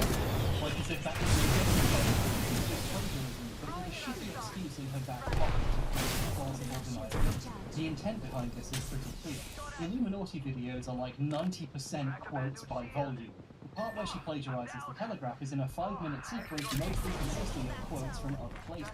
More research groups with more sophisticated techniques failed to confirm Wakefield's findings. Wakefield was actually born into a family of doctors in 1957. His mother was data led us to postulate that there may be a role for measles infection and Crohn's disease, even if at present this role remains unclear. Let's just leave and craft him. Seriously, huge chunks of the video are just reading entire screenfalls of text from the BBC, various papers, Slate, The Telegraph, and Brian Deere. Yeah, she actually quotes Brian Deere in this one. Wow, but this makes the videos boring. She's just reading pages of quotes out. So to break up the screens of text and make it feel more original, sometimes she doesn't tell you she's reading someone else's words. She's doing plagiarism out of embarrassment to make the videos less boring. When I think a video is being lazy, I do a little test. I check what sources the video used. Thankfully, Blair provided a list. And I compare it with the sources you would get if you went to the Wikipedia page for the topic. All of the quotes in that 5-minute sequence I mentioned, including the Telegraph article she plagiarized, are just linked on Wakefield's Wikipedia page. Oh, I know how this video was researched. This is a really common trick with lazy creators. Go on Wikipedia and quote all of their sources, and then it looks like you did a bunch of research and work. And to make it even better, she pretends she had to look for this stuff. Other studies have suggested there may be a link to Crohn's and measles, just not Wakefield. I was able to find a different study from the National Library of Medicine that's more recent. I was able to find? I mean, I guess I'm glad you were. One of the lights went off. Hold on a second. I'm not sure everyone is fully convinced that quoting a documentary for 30 minutes while pretending you're quoting someone else counts as plagiarism. I mean, it's a bit weird, but she cited it as a source, so technically it's fine. I see you, you little pedant. You think you're so fucking clever, don't you? But the fact she's trying to pass off other documentaries' work as her own is obvious when Last you Grey realize if you Jedi didn't says, know the source start material, craft if you you can. would have no idea she was doing this. To test this theory, I decided to watch a video of hers on a subject I knew next to nothing about, the Fire Festival, which I've really not looked into before. It was no isolated island, but an underdeveloped lot just north of a sandals resort. At first glance, the video is surprisingly well researched, with plenty of backstory and explanations. According to Marianne Roll, a local that owns an Exuma Point restaurant, they had every living soul on the island of Exuma who could lift a towel working. Lots of it is just quotes. It's still just quotes mostly. But the fact there's so many quotes makes Well, I thought I crafted your banner. What the fuck is that? One of these people was Keith Vanderwood, a pilot in charge of flying Billy around the Bahamas. According to Keith, Billy's team really wanted to do and, once or twice, Blair brings up one of the documentaries about the Fire Festival and mentions something that happens in it. Later, in a documentary around the event, Billy himself claims that they had rented 250 houses. She makes it very clear what her source for that section is. This all seems very above board. And at the end, Blair says those two documentaries were some of the sources she used for her video. I used both the Hulu and Netflix documentaries as sources for this episode, as well as various articles. I think it's fair to say an average person would think they were watching an original work with lots of research and sources, which tastefully brings up two documentaries when necessary. And that's what I thought too. And I thought that was fine. It was pretty well put together. But then I watched Fire, the Netflix documentary about the Fire Festival. What I realized was that they had rented an area north of Sandals Resort. It was no isolated island, but an underdeveloped lot just north of a Sandals Resort. And then effectively photoshopped out the bottom portion of the map to make it look like they were on a deserted island.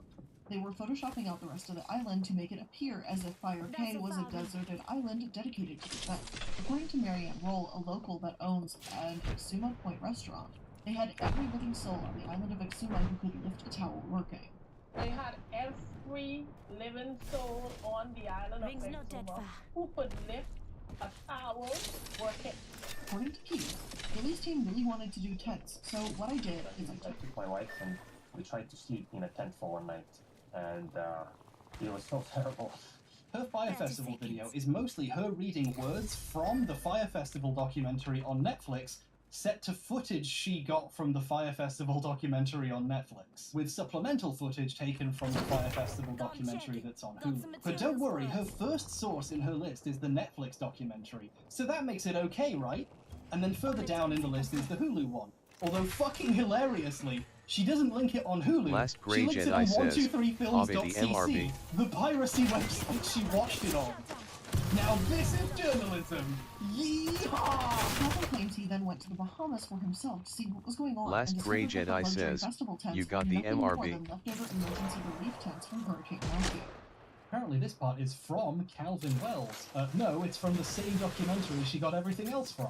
One of the things that really stuck out to me was that they were erecting these dome tents that were pitched as luxury villas that I realized were leftover hurricane tents from Hurricane Matthew. The footage playing while she is saying this is the same footage the documentary is showing as Calvin says. She's just replaced the documentary's voiceover with herself quoting the documentary. It's ridiculous. Quoting documentaries you pirated for 30 minutes while pretending you're just quoting specific individuals is plagiarism. To give an example of how to do these quotes correctly, here's a New Republic article that quotes one of the things Blair did. As one caterer puts it in Netflix's file.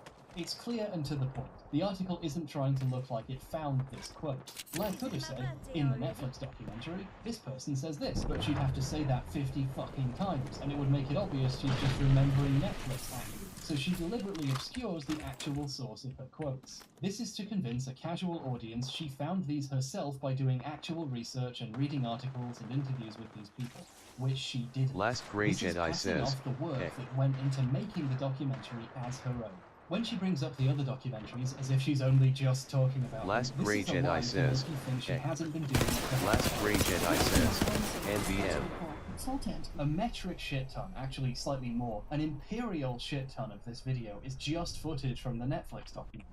Seriously, you can't even fucking take your own Scrappy screenshot of these DP articles? says, What the "Duh." fuck? This isn't even plagiarism. This is genuinely just copyright infringement. Like, the copyright holder could get this video taken down easily, and maybe even take her to court for the ad revenue she got from their footage. You know YouTube's copyright system, where if you use 5 seconds of the wrong TV show, your video is demonetized? You're probably wondering why that didn't happen here. This is what the Content ID system actually exists to stop, after all. Well, this is why the video has all these ugly filters. What Blair is doing is so obviously stealing that YouTube would notice, so she had to put bisexual lighting over all the footage she got from the documentary. Whoever's making these videos is fully aware what they're doing is unacceptable, and is purposefully working around the systems designed to stop them doing it. Blair doesn't just reuse other people's footage without credit, though. The video has also been edited to hide the credit that was there. The Fire documentary itself used videos posted on Instagram and Twitter by people who attended the event. And guess what? It credits them. Their social media's in the corner. Blair's video steals this footage from the documentary too and puts a filter over it, but also blurs out the social media. She uses a few clips from a Vice video as well, and the Vice logo gets blurred out so you can't tell where it's from. Since Blair's making a documentary out of other people's documentaries without permission for money, she's trying to hide the evidence of whose footage she's using so they don't notice and serve her a fucking cease and desist. Incidentally, when the Vice video uses footage from the documentary, it tells you,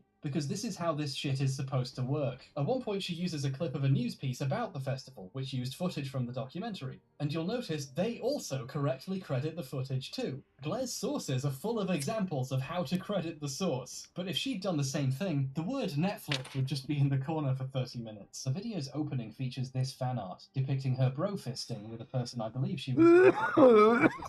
Put this on r/aged like milk. This piece of fan art is better attributed than the documentary she stole this video from. The 25 minutes of clips and quotes from Netflix don't get this treatment. She just says, "Oh, I use these documentaries as research" at the end. And I guess she's not lying. She definitely did. I wish there was room in the video to show you just how much she quotes the documentary without telling you, while reusing greased up footage from it, but it's most of the video. There's just too much to show. I also wanted to go more into the ways making sloppy, poorly researched videos means the videos are full of obvious mistakes, but this video is looking kinda long, so I shouldn't. However, before I realized I shouldn't, I'd already made all of it. So, check out the new video on my hot new second channel. I have a second channel now. It's not a live stream channel I hastily rebranded. Check it out if you want to see me complain about Blair getting the Stanford Prison Experiment wrong, and also Silent Hill lore. Why would you want to watch that? I don't know. This is a horrible pitch. As a creator, my question is, why make 3 bad videos a week when you could make 1 half-decent video every 2 weeks? Or 1 pretty good video every year? Videos like this aren't made for the reasons normal people make videos, like to inform or entertain or for the joy of making something. They're made for the purpose of putting out more content. The phrase content mill refers to organizations which produce huge amounts of material very quickly, designed to get attention with no interest in quality. If you've ever seen an article in a search with a compelling title but which says nothing for several hundred words and only tells you the thing you wanted at the end while showing you 7 million ads, you've had the content mill experience, my friend. Some of these are just a link to a video someone else made, but they got to show you ads. There's a ton of channels out there whose objective is to make as much stuff as possible, as fast and as easily as possible. We just watched Cinemassacre become one of these, making easier, lower effort, worse videos, and for the ones that were supposed to be good, outsourcing the editing to a guy they underpaid so badly he later quit, and the writing to a guy who turned out to be stealing shit. The quality suffers, yeah, but if you don't care about quality, you save yourself a lot of time and effort. The people who are in this for the money are engaged in a constant race to the bottom, to find the easiest possible content to make and still get paid for it. If you're a nerd, and look at you, you've been recommended a YouTube short where a robot explains what happens in a comic.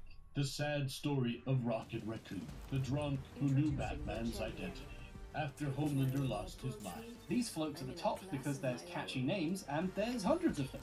So they get recommended to everyone even though nobody likes them. My favorite insane content farm stuff is when an AI explains the plot of a movie to you, but the title is A Woman Wakes Up Covered in Bees or something. Welcome back to Movie Recaps. Today I will show you a drama, fantasy film from 2018. Title be with you. Slowly. These are performance art. He has only 3 organs left, but the scientists turn him into a super soldier. It's RoboCop! An AI voice explains the plot of RoboCop to you. Incredible! But if something becomes successful, even if it's something this weird, people are going to try and do the same thing, especially if it's easy to crank out, like an AI recapping a film. The opening scene features a guy who finds himself confined within a large cube. The opening sequence introduces a prologue. After this, the chaos caused by the Egyptians is depicted. Today, I'm going to explain a film based on a real-life story of the youngest warrior, World War II one soldier boy.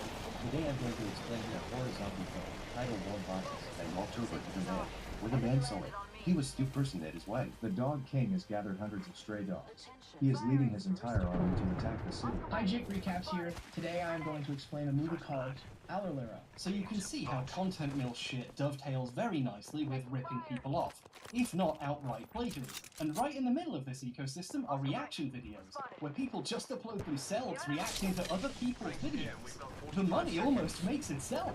Reaction videos are a key piece of the Illuminati puzzle here, because that was Blair's previous content mill. A few years back, reacting to Reddit posts was a popular format, and it was easy to make, so hacks jumped on it. She used to make videos reacting to popular Reddit posts, and she'd point it out to the joke, and not manage it. After all, if I can't trust the President of the United States, who can I trust? And that's, Tricky Dick.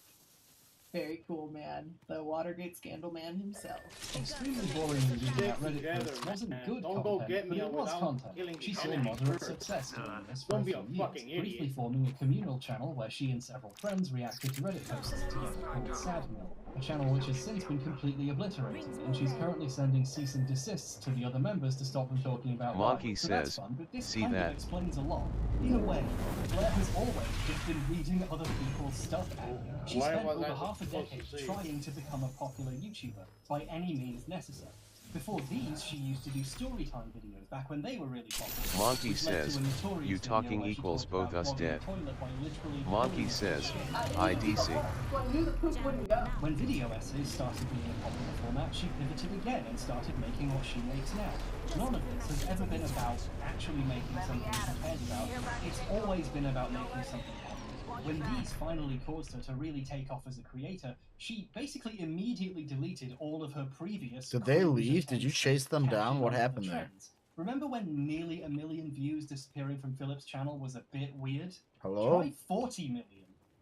Sounds like those videos aged like Monkey says, I was going for the beacon. The Illuminati channel is a video essay content mill. She has a team of editors helping to put out videos every other day, and she doesn't need a writer. Wikipedia's got her covered. And if there happens to be a documentary on the topic, she can just quote that 40 fucking times. The video happens overnight because she didn't have to do any work. There's a part in the vaccines video where she talks about all the documentaries she's watched as part of her research process. And I don't think she realizes she's telling on herself here. And I've got to tell you that I've seen a lot of documentaries doing research for these deep dives. The Netflix Betting on Zero for Herbalife, The Dark Side of Chocolate for Nestle, documentary series on the Hikikomori, and all the Goop episodes on Netflix, Blackfish for SeaWorld, there's a lot. This is just a confession, referencing the big documentaries on chocolate is fine. Quoting them or using some footage from them. I need help over here. But at a certain point, you're just repackaging other people's work and selling it off as your own. And speaking of selling, why would someone do this? Well, when I sat down to watch it, and then immediately got hit by a commercial for Blair's plushie. Make sure to snag one before it's gone because these are not coming back once this runs out. Then 11 minutes in, I got a message from today's sponsor, Mint Mobile, where I could get 16 dingles off my best burger. And we will begin to unravel what happened at the Fire Festival right after this episode. Make sure you go to mintmobile.com/MLM. And then within seconds of that sponsorship ending, I got a second sponsorship. She has two right next to each other. Go to blueland.com/Illuminati.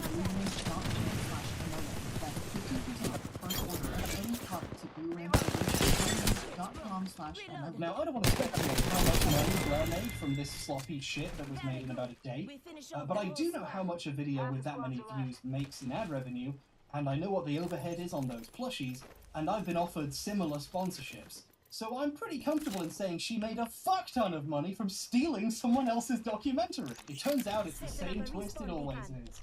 Why did this stupid shit happen?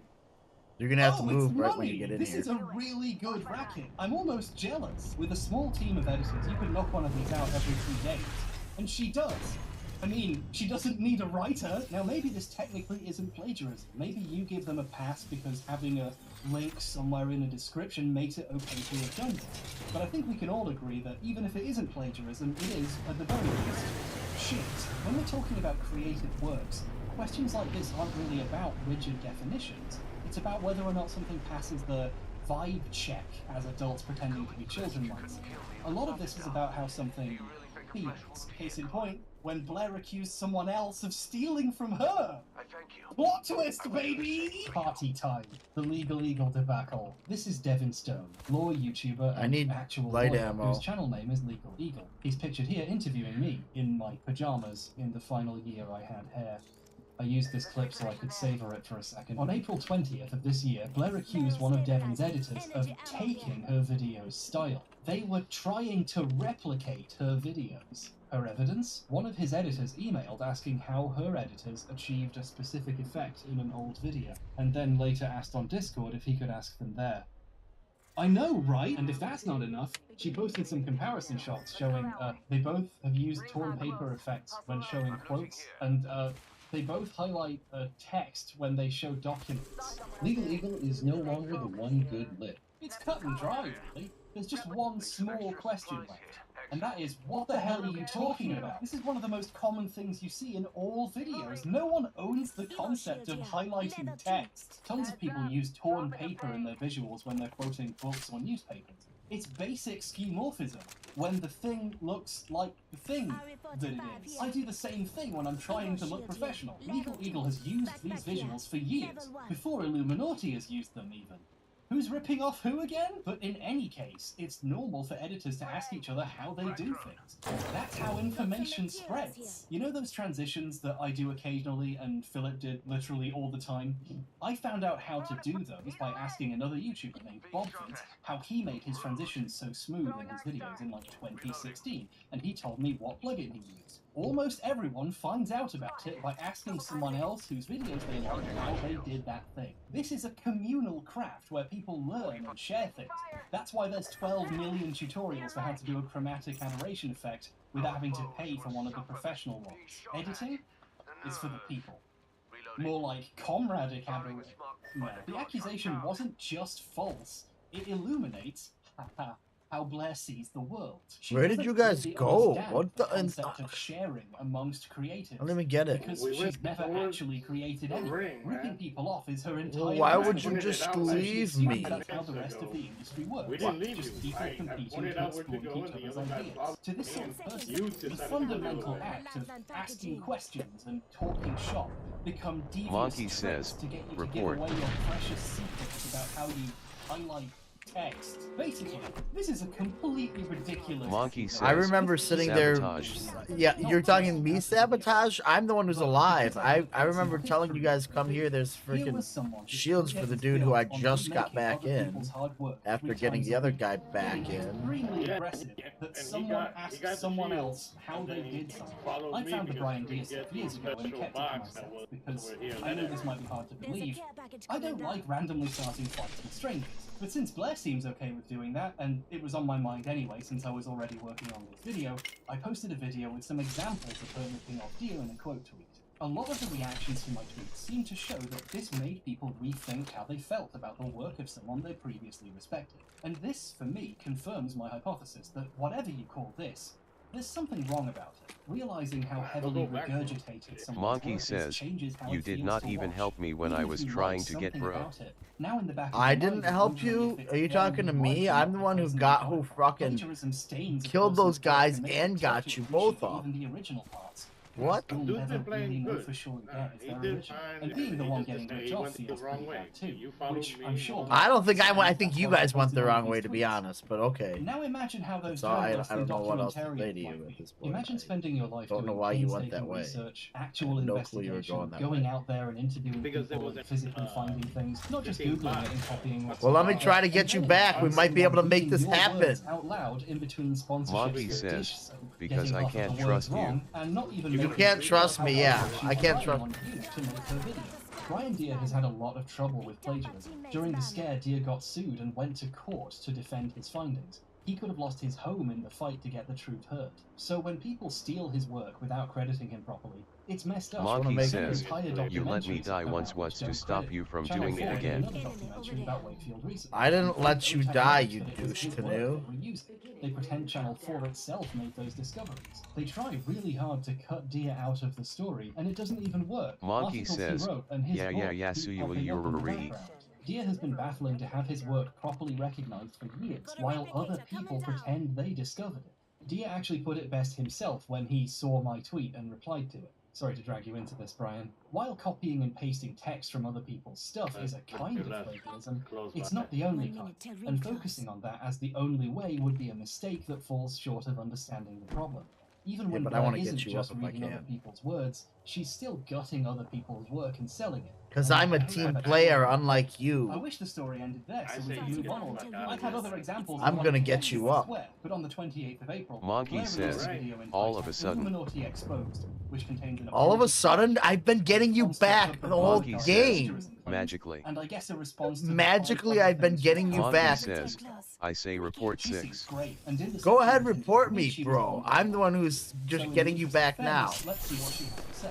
Before I get into the accusation itself, I want to address the topic of racism. Monkey says, and you want to stat being a team player. I don't want to Monkey stat says, being anything. start.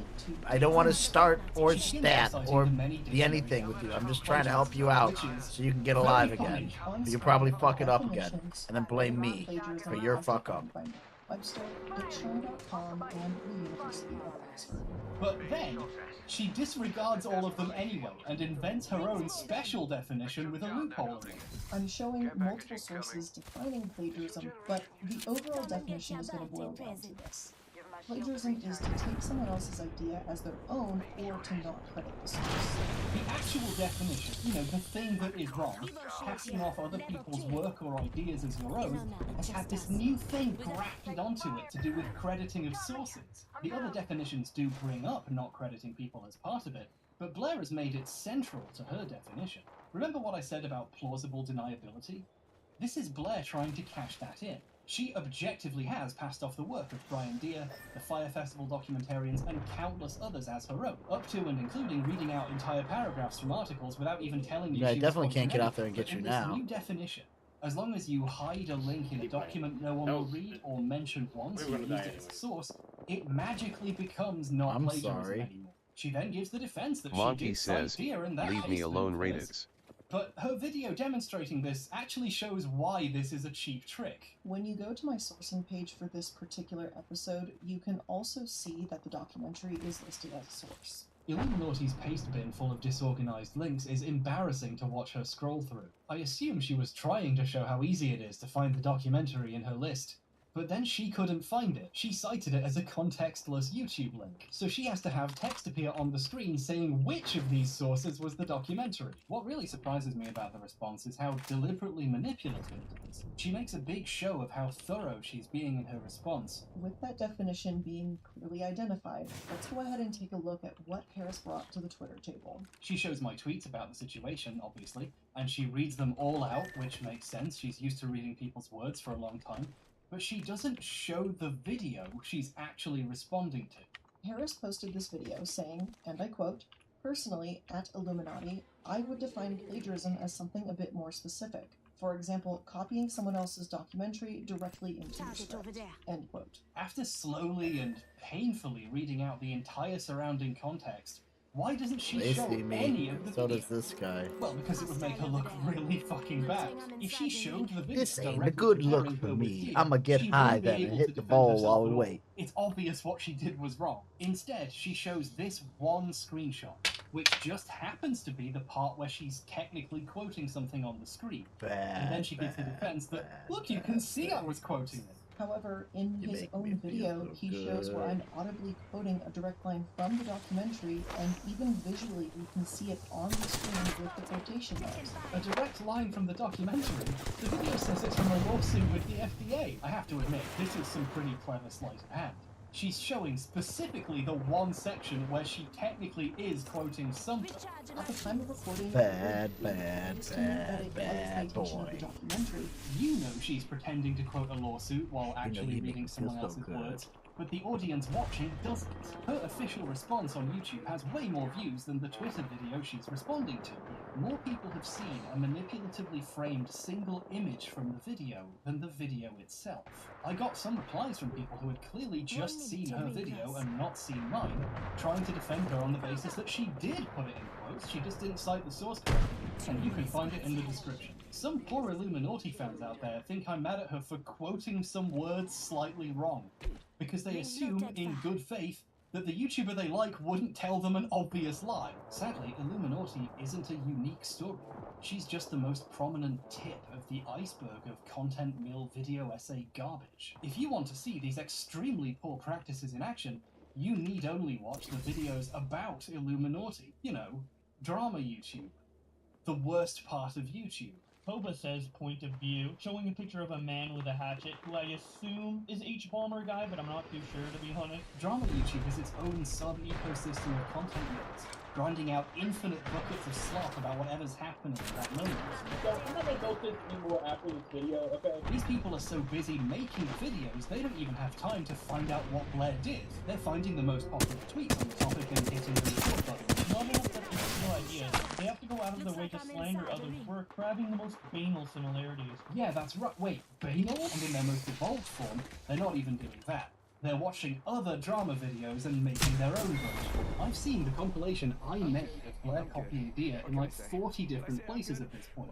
But what's really amazing about it is that it's now crossed the drama mill event horizon. So instead of being credited to me, it's credited to Oh, the other I'm so drama bad, YouTubers aren't the I? I kind of didn't drama do YouTuber anything. got it Look at from. me In out this there. instance, the previous drama YouTuber's name isn't even spelled right.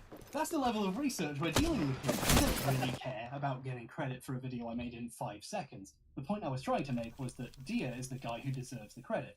But there's still an irony to it. I was trying to make a point about the importance of crediting people correctly. And now my Twitter video has Human Centipeded its way out of the annals of drama YouTubers into the...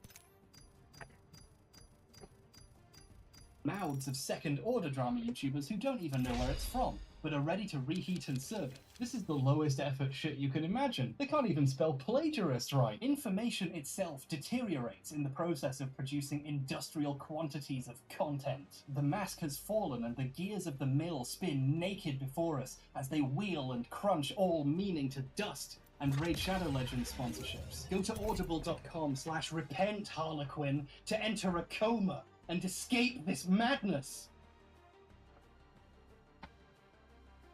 Anyway, thank you for taking the time to reply, Glenn. I disagree. I don't think your new special definition of plagiarism with a loophole in it is plagiarism. I think plagiarism is plagiarism and you are a plagiarist. But thank you for taking the time to respond. And good luck with all that other stuff. We should probably move on. Let's talk about some good videos. Remember my video about the Roblox oof?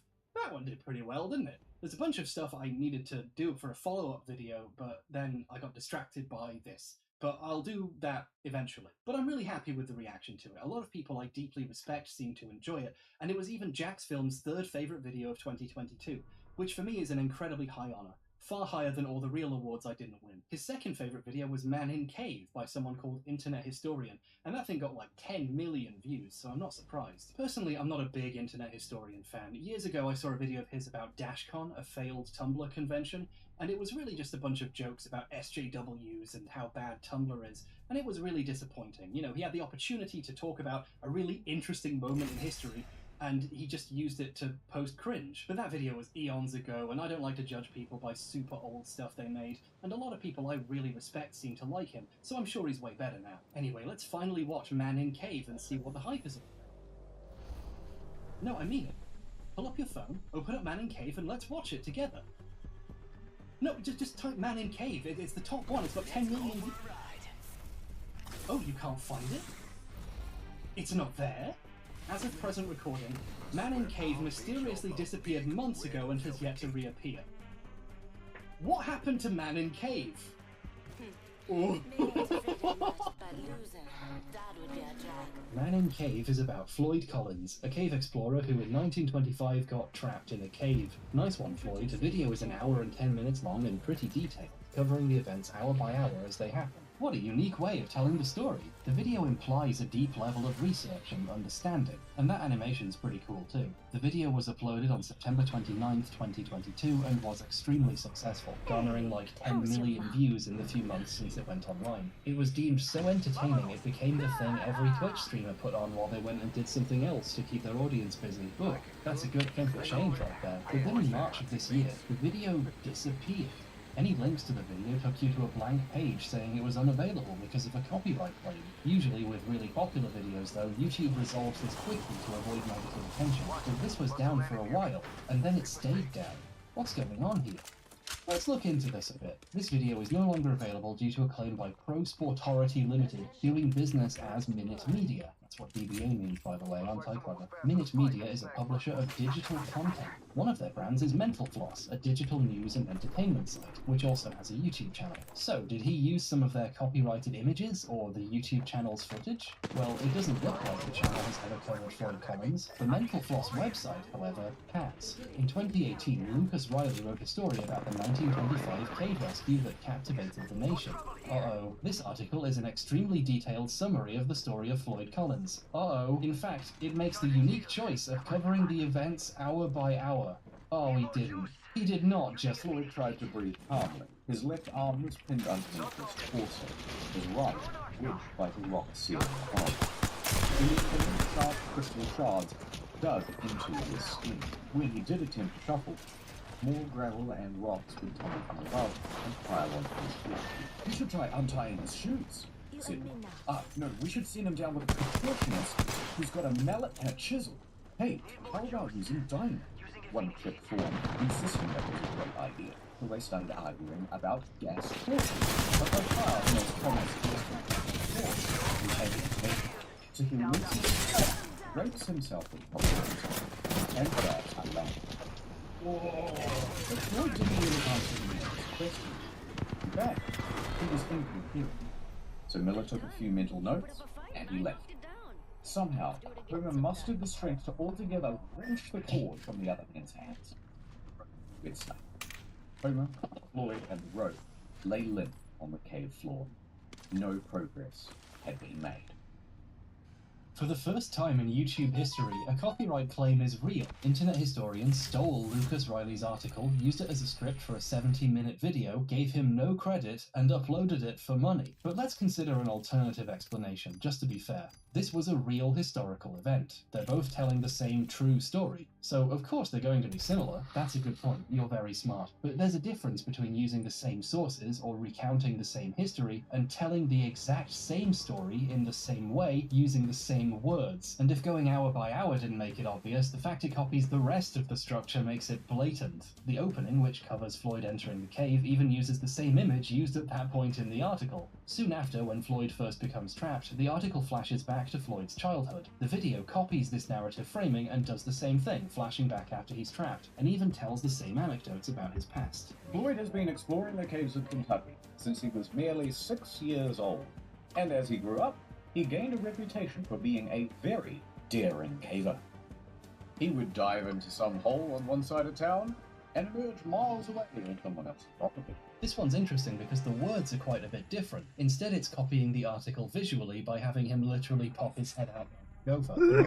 In previous segments, I've been showing all the really obvious examples to get the point across. Man in Cave is over an hour long. If I showed the funniest examples, we'd be here all day. Gerald knew more about cave rescues than most. In fact, just that summer prior, he had helped untangle Floyd from a different snag. Everybody was shaken by the experience. Burden fainted as he crawled towards the exit. Most of the other men had to be carried away. World of Tanks is not only the best game I have ever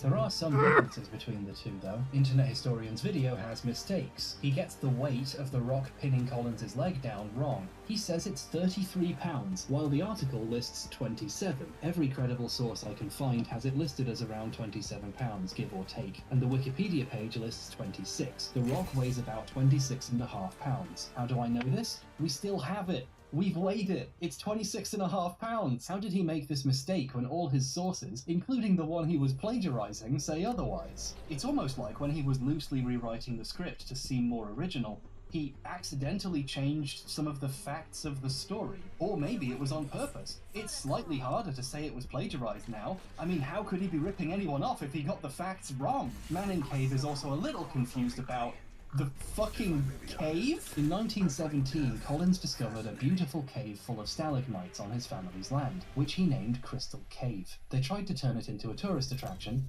but this didn't pan out. He then tried looking for a new cave on his neighbor's property, and this is the cave he got trapped in while clearing out, which was later named Sand Cave once he became trapped. This is covered in the article, as well as being common knowledge about this story. Internet Historian treats them like the same one cave and calls it Sand Cave. So now the story has insane shit, like Floyd advertising Sand Cave to tourists, which literally never happened because he died in it before it could open for business. That's what the story is about! This isn't nitpicking. Okay, it is. But this is the cave in Man in Cave. It would be nice if he got the cave right. This is the place most people my age are going to learn about Floyd Collins, and it's a shame they're learning history that's not true. Here's a funny thing I noticed, because I'm one of those weird cave people. We prefer the term amateur speleologist, but he keeps using this picture to represent the grotto Floyd is trying to reach. On the other side is this. Until we found this hollow. This isn't a picture of that hollow. There are no pictures. No one's even seen it apart from Floyd. And because I'm insane, I recognize this picture. It's from the website of Crystal Onyx Cave in Kentucky, which is about 12 miles away from the Mammoth Cave system the video is talking about. This cave is often confused with other nearby caves because the names are similar and thus so close by. So it's an understandable mistake to use this image instead of one from the right cave system. But I do find it really funny. A picture being used to represent part of Mammoth is from a site whose title reads, "We're not Mammoth." Like, they tried to warn you, buddy. And I saw people congratulate this video for the effort that went into it. I assume they're talking about the animation, which is pretty decent. Internet Historian's team did a good job with this, especially considering its length. A compliment I've received myself many times. That's one reason why this is all so disappointing. This could have been good and not been stolen.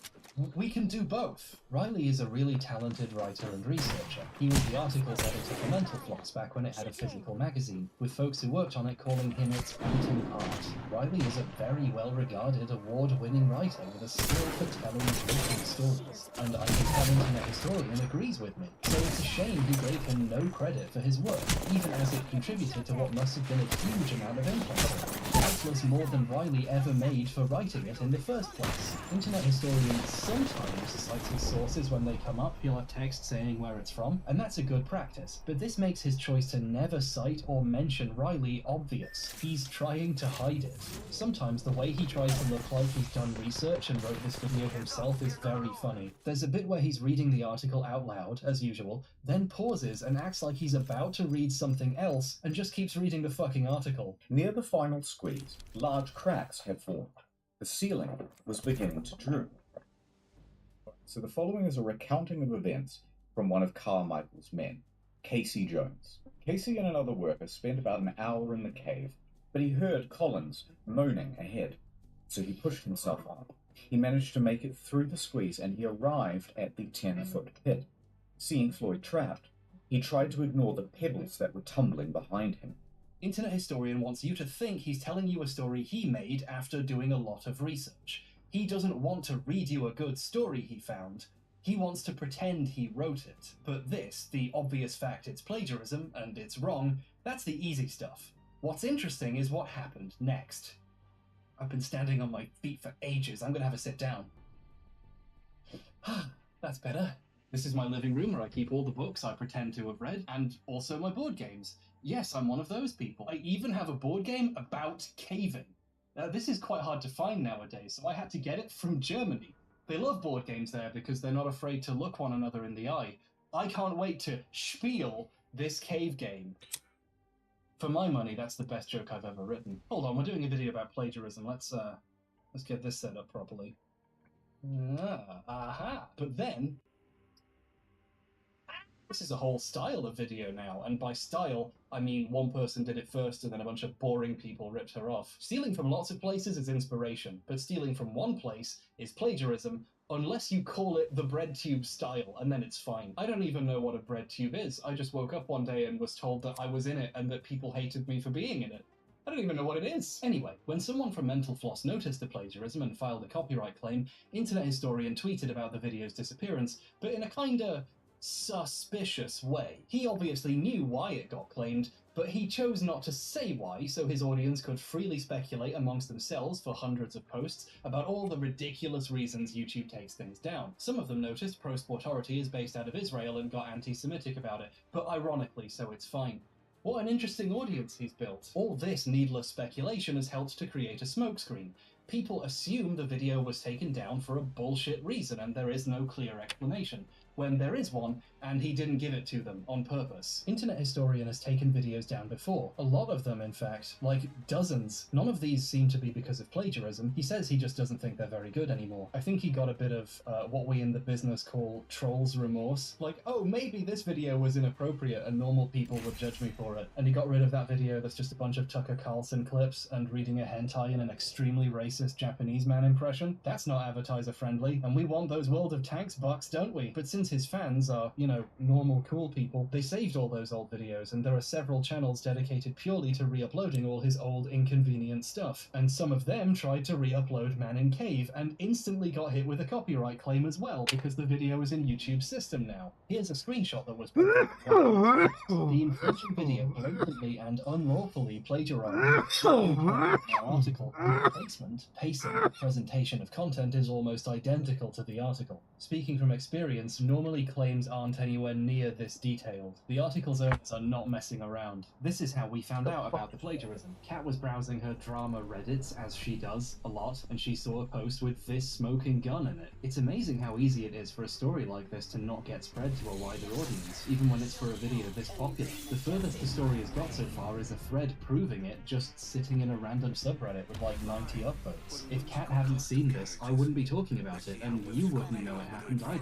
So Thanks, Cat. You're so cool. Who the fuck is I love Cat? you. Most YouTubers in this situation would fight a copyright claim publicly, arguing their case where everyone could see it, which would force YouTube to take notice and do something about it. People at YouTube on Twitter all the time and get responses and see things fixed. I once tweeted randomly about an old test video I deleted getting copyright claimed somehow. I didn't even at YouTube about it, and they still found it and asked me for more information. They're pretty diligent about responding to people messaging them on social media with problems. Internet Historian can't start a public case about this because he is in the wrong. He stole an article for money, and bringing attention to it would just broadcast to his audience he did 70 minutes of plagiarism. Right now, not many people know about this, although some of his viewers have noticed how strange it is he's avoiding talking about it. Why isn't he telling his audience who to get mad at and go after? Why isn't he giving his completely normal fans marching orders?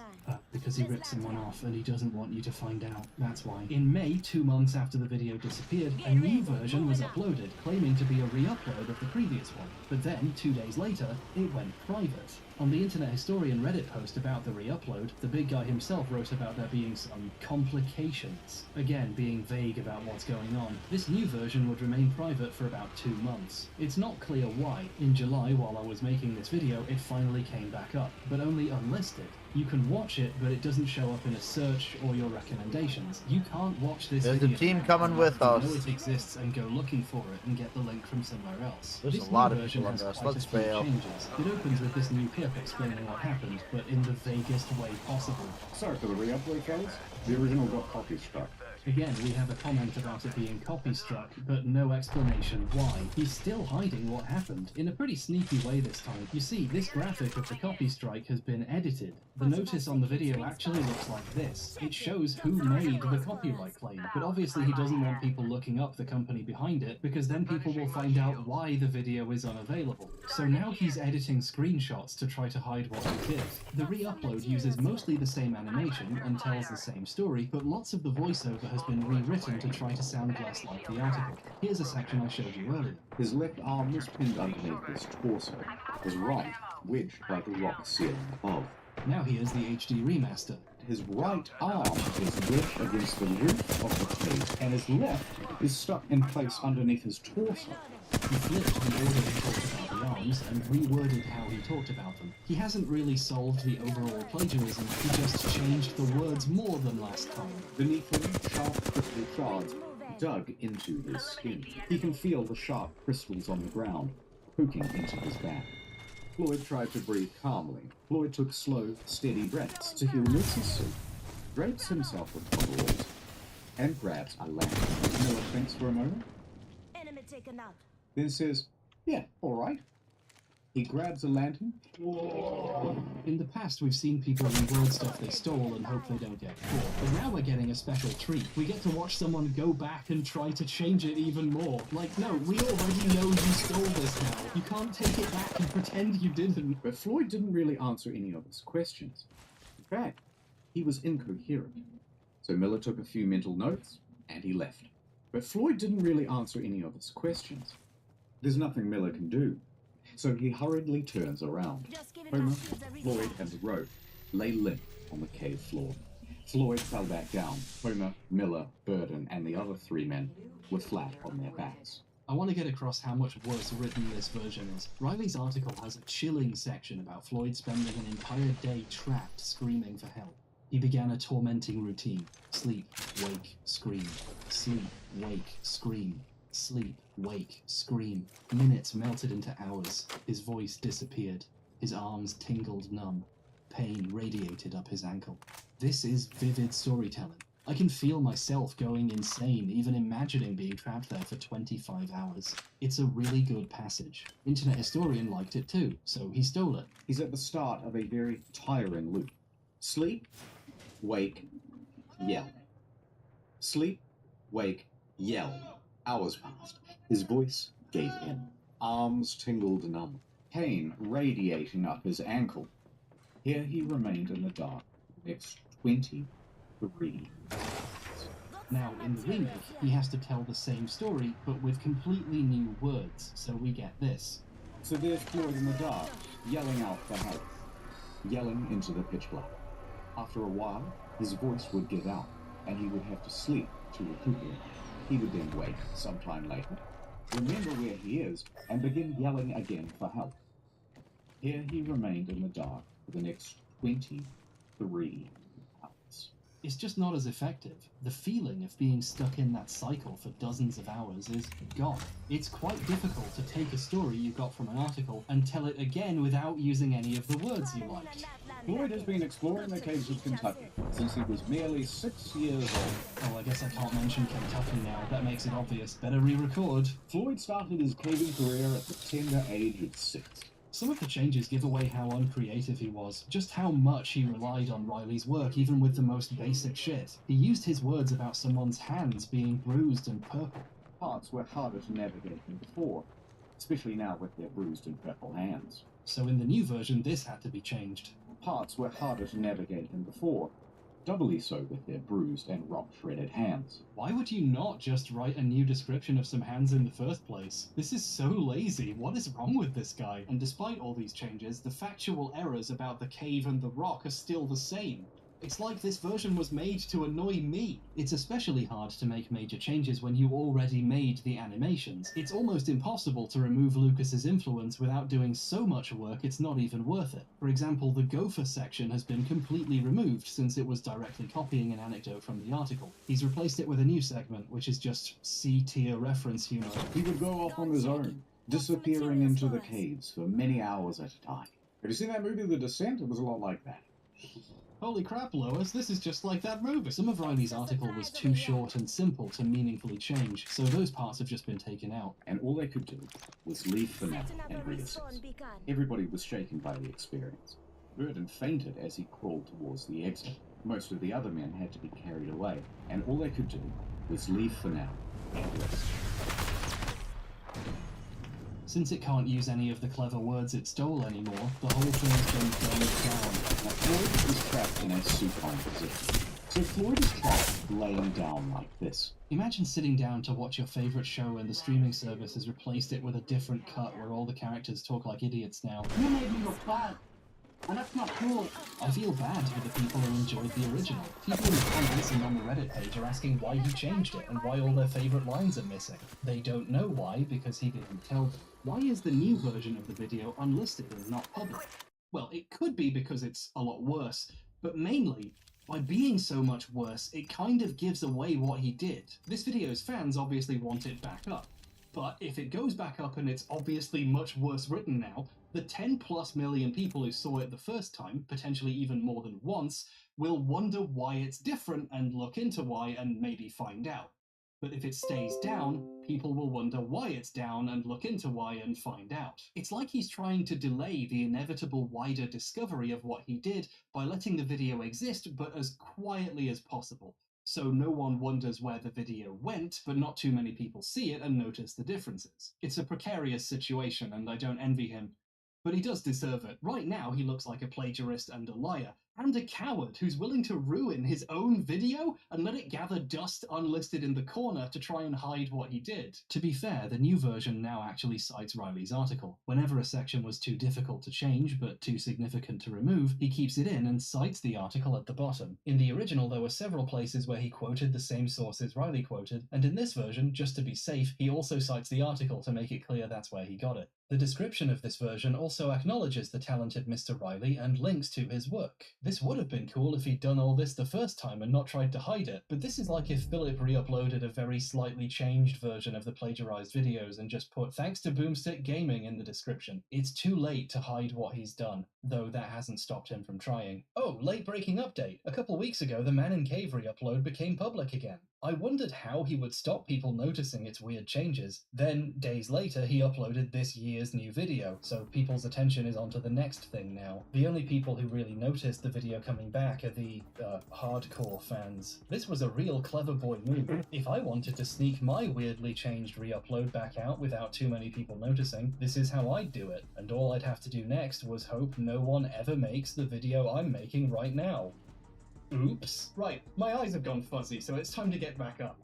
Ah, my knees really hurt too. Okay, I threw out an IKEA Poang to make room for this beanbag chair, and it's rubbish.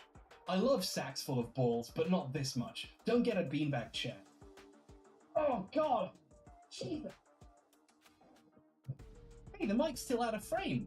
That's nice, that never happens. I don't know, a proper apology would be nice. And maybe an explanation for why it happened? As far as I can tell, this is the only video where he's just ripped something off like this. I hope. You know, why did he do it for this one? Really, I just want to know where he got £33. I'm a simple man with simple needs. Yorkshire puddings with a little bit of gravy on top, and explanations for discrepancies in numbers.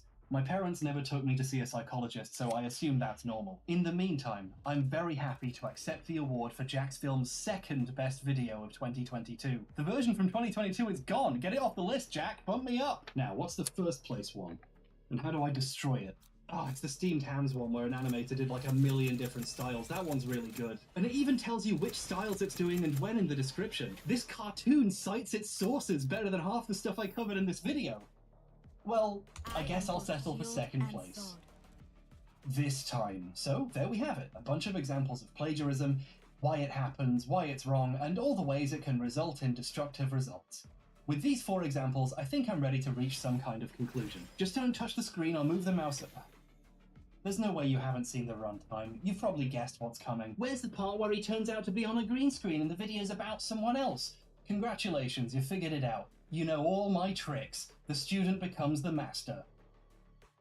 Master of shit? It was real the whole time! Ah! Last time I wanted to research one thing and tripped and learned too much. This time I had the breakdown and worked backwards. We understand why this shit is wrong now, and the damage it can do. The piles of money people make from stealing other people's words and ideas and work. But there's one group more important than historians or journalists or anyone else with a real job, and that's gay people. You know what's worse than stealing from established journalists who in the end are doing okay? Stealing from small queer writers, or creators from marginalized groups who weren't even paid for their work in the first place. Stealing from the writings of dead people who passed away doing the activism you pretend to do. Stealing from the very people who fund your videos, the people you claim to be defending. This video is about James Somerton. I haven't played in a long. Is this a new map? James Somerton is a gay YouTuber with a degree in business administration who frequently refers to himself as a marketing expert. YouTuber. Is this competitive? Film school crap.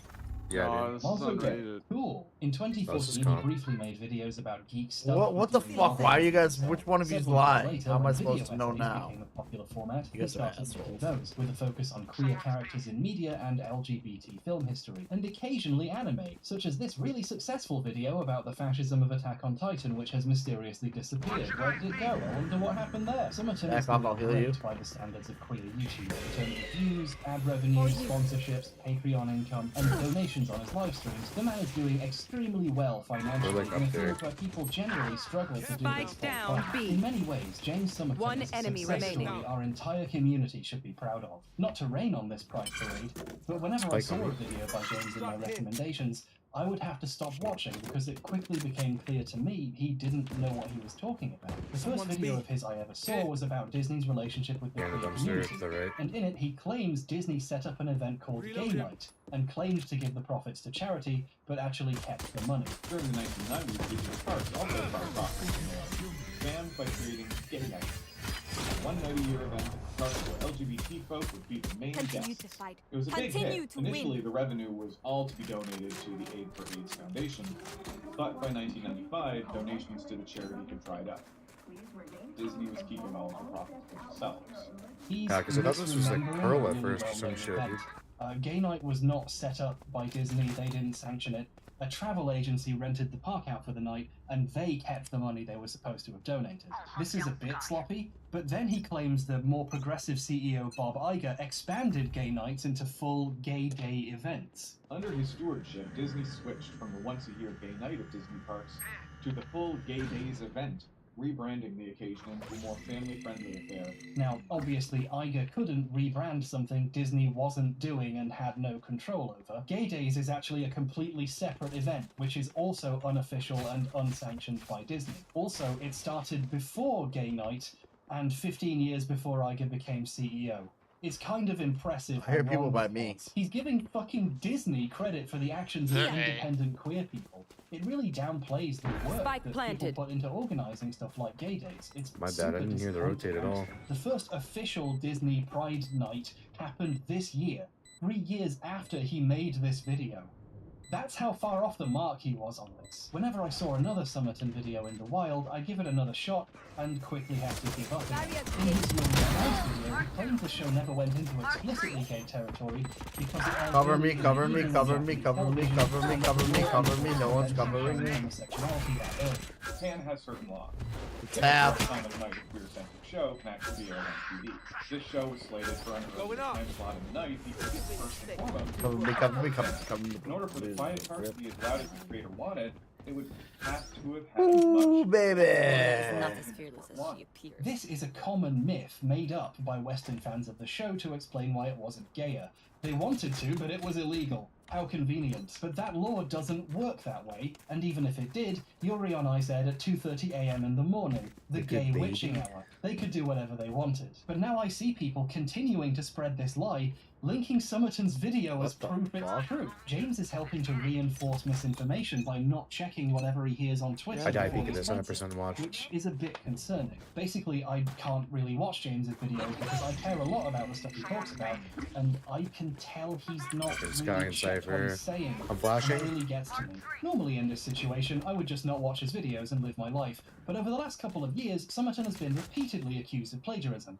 In response, Summerton has claimed he never looked at anyone, and the times he did weren't even that bad anyway. If I had been plagiarizing videos, I wouldn't have a channel. I would be called out all the time by people saying he stole my shit, but I don't plagiarize. The one time that there actually was plagiarism, it was by mistake, and I Spike fixed down, it B. immediately, and it is no longer in my video. And the other two accusations, one was silly. That's an interesting way of saying you didn't do it. When 3 or 4 separate videos have 3 or 4 separate plagiarism controversies attached. There's not 3 or 4. One enemy remaining.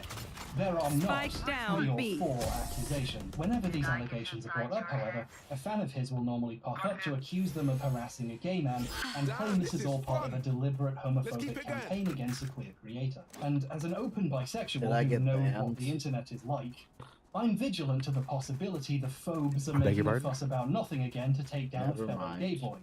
It does happen. You want a So keeping banana? this possibility Do it, in do mind, it, do it. I looked at what he'd been accused of for myself, Yo, weighed can I up watch all you the do the evidence long as way? objectively as I could, and it quickly became clear he did do it. He's a massive plagiarist. In fact, there's a bunch of stuff no one else has found yet. He's just convinced his audience to attack people when they notice. And the worst part is, they do it in the name of defending a gay creator, when many of the people he has financially benefited from stealing from are queer themselves. I've never seen anyone try to put together a full Jet explanation through of there. what exactly happened here, because his fans will threaten you into silence for trying, which means there is no solid body of evidence to point to, so James can freely know where lie Jet about what is? happened without anyone to contradict him. I'd like to take the opportunity to go through what happened here, so people can see what happened without it being filtered through James and make up their own minds. So, let's clear all this up once and for all, shall we?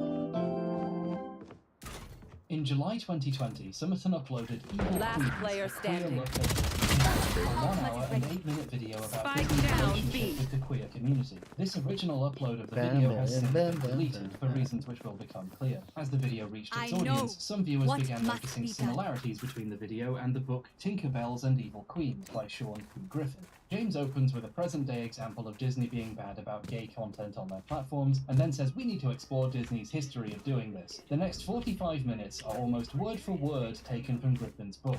Fantasy is often described as a method of escape from the trials and tribulations of everyday reality.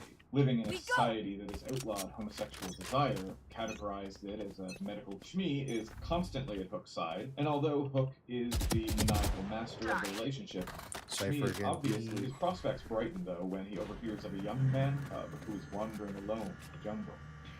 He whispers to himself, and vows to rendezvous with the boy. Most of this video is just James reading a book into the camera. In the number, Ursula Very close, uses just various like- methods to convince Ariel to sell her soul. from looking sorry and saint-like to shimmying madly in excitement. Throughout this video, James uses parts of a book where Griffin quotes someone else. Like here, this is from an essay by Cynthia Earle. James just keeps reading and doesn't tell you. One enemy remaining. It even changes it slightly, Spike almost down, like he knows B. it's wrong and is trying to get away with it. In its use of vocalist Pat Girl's ability to slide up and down baritones, For Unfortunate Souls is an unmistakable send-up of the campy female impersonation numbers of underground queer films. Don't look at me. Hollywood. When he rips off Griffin Scrappy, quoting more double well-known pound. writers like Susan Sontag, he reads them out and puts them not up on true, you screen. weird It looks like when he perverted thinks he can get away with it, he person. passes obscure Yo, that's writers' crazy words that off you as Is that well. what your He's already mind stealing thinks from when you Griffin, see the why stop DP? there? Summerton You reuses weirdo. the section of the book where Griffin quotes gay journalist and activist Jack Babushio, who passed away of AIDS in 1990. Too much Griffin time on explains the who he is and PH, do discusses you? his quote, mentioning by name repeatedly. You know, the way you quote someone and discuss Nothing what to be they proud say. of, eh? Summerton removes all mention and discussion of Babushio, but he still steals everything he says. And begins. By focusing on the outward appearance of a role, implies that roles, and in particular gender roles, are superficial, a matter of style. He then skips a few paragraphs, since the book discusses what Babushio meant by this, and that would give away James didn't write it. I didn't even think it was possible, but somehow James managed to steal 2 queer authors' words at Last once. player He standing. copied a book word for word, and even removed mention of the people being quoted, so it sounded like he was saying their words too. Spike That's planted. not something you do by mistake. That's something you do when you want to take the credit, which he does. In future videos, James talks about I Evil know Queen exactly as if what it was all his idea. Flawless. But other movies require a bit more digging. In Evil Queens, I talked about the queerness of the 90s Renaissance Disney movies, especially Aladdin and The Lion King. When I first mentioned this to people, they thought I was crazy. Then I explained it to them, and they came around to seeing it my way. And everyone clapped. James claims this video is his work and a weird, bold new approach to media, when it's word for word from a 20-year-old book. It's ridiculous. He appears to have found and replaced words like gay and homosexual to queer or LGBT. Another narrative strand in Disney's films that would have a great appeal to the queer community is the tale of the outside, labeled it as a sin against God and allowed and often encouraged violent acts against LGBT people.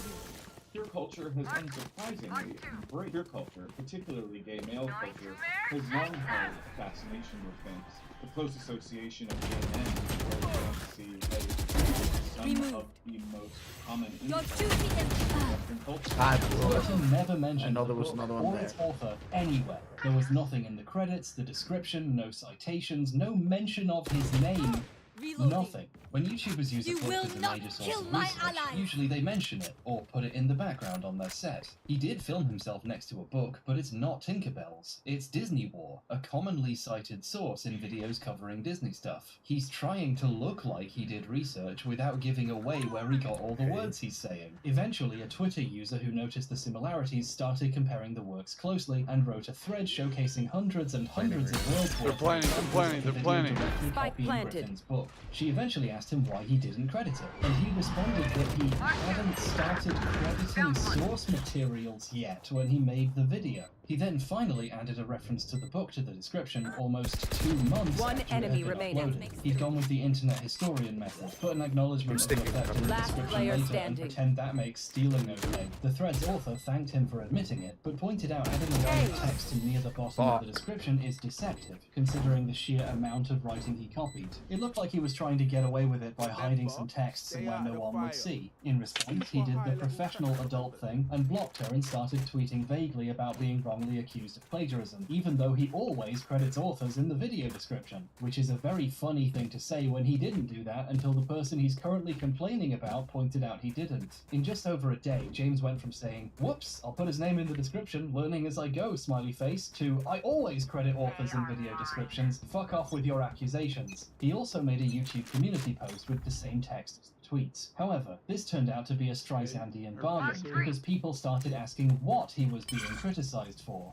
Here's where it gets really interesting. James responded to one of them with a new example. Something like this had already happened before. I James know had made exactly a video called Unrequited, The History of Queer Hating, and this video had also been accused of stealing from a documentary called The Celluloid Closet. So this wasn't even the first time he'd been caught doing something like this. The author of the thread noticed this comment and looked at the description of the unrequited video, and there was a note hidden towards the bottom thanking the celluloid closet in a familiarly vague way. Summerton had been caught stealing something before, and he tried to get away the same way by hiding something. One enemy remaining. The comments section was full of people saying thanking the documentary in the description wasn't good enough since he copied a shit ton of it. She was on my body. He was considering comparing the celluloid closet and unrequited side by side, like she'd done with Evil Queens. It looks like James saw this tweet and realized someone was about to prove he'd done plagiarism in multiple videos, because suddenly he set both unrequited and Evil Queens to private so no one could watch them, and made a post announcing this. The thread's author mentioned this happened and included these screenshots of the announcement.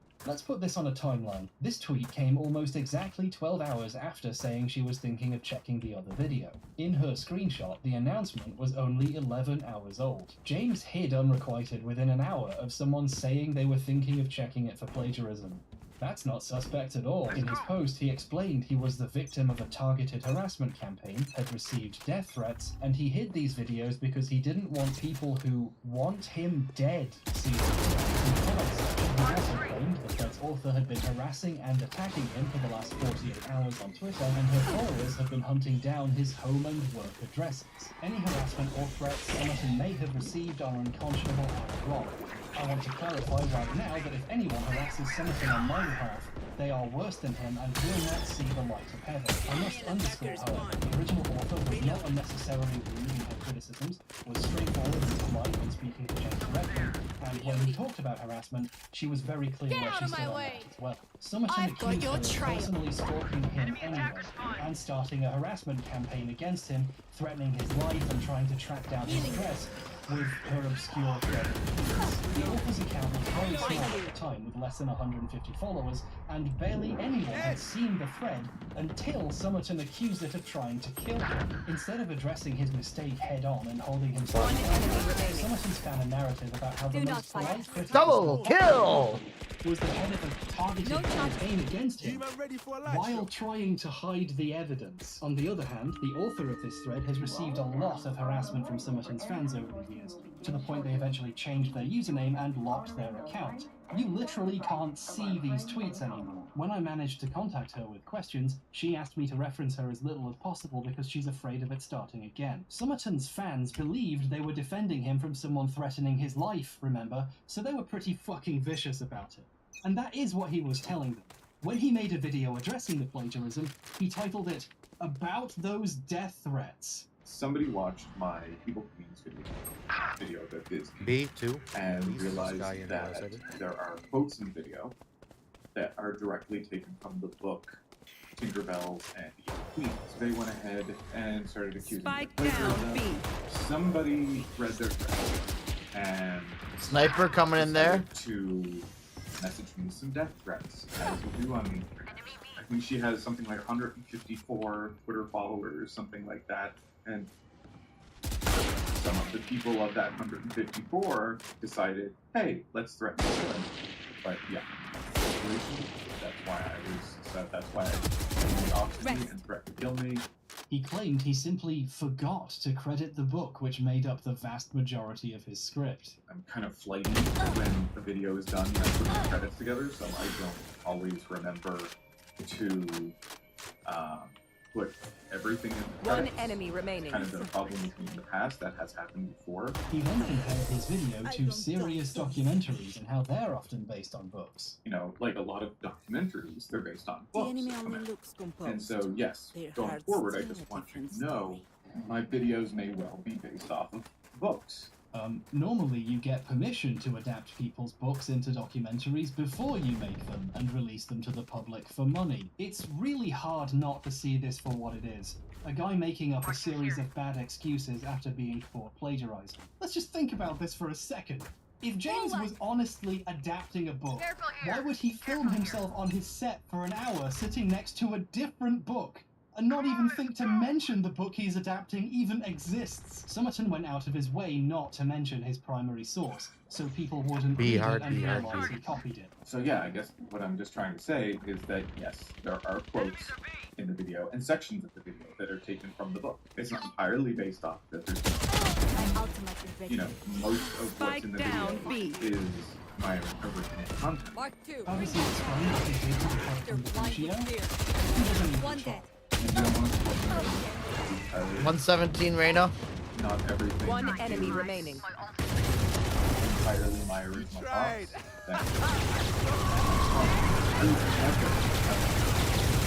Last round in the half. For YouTube.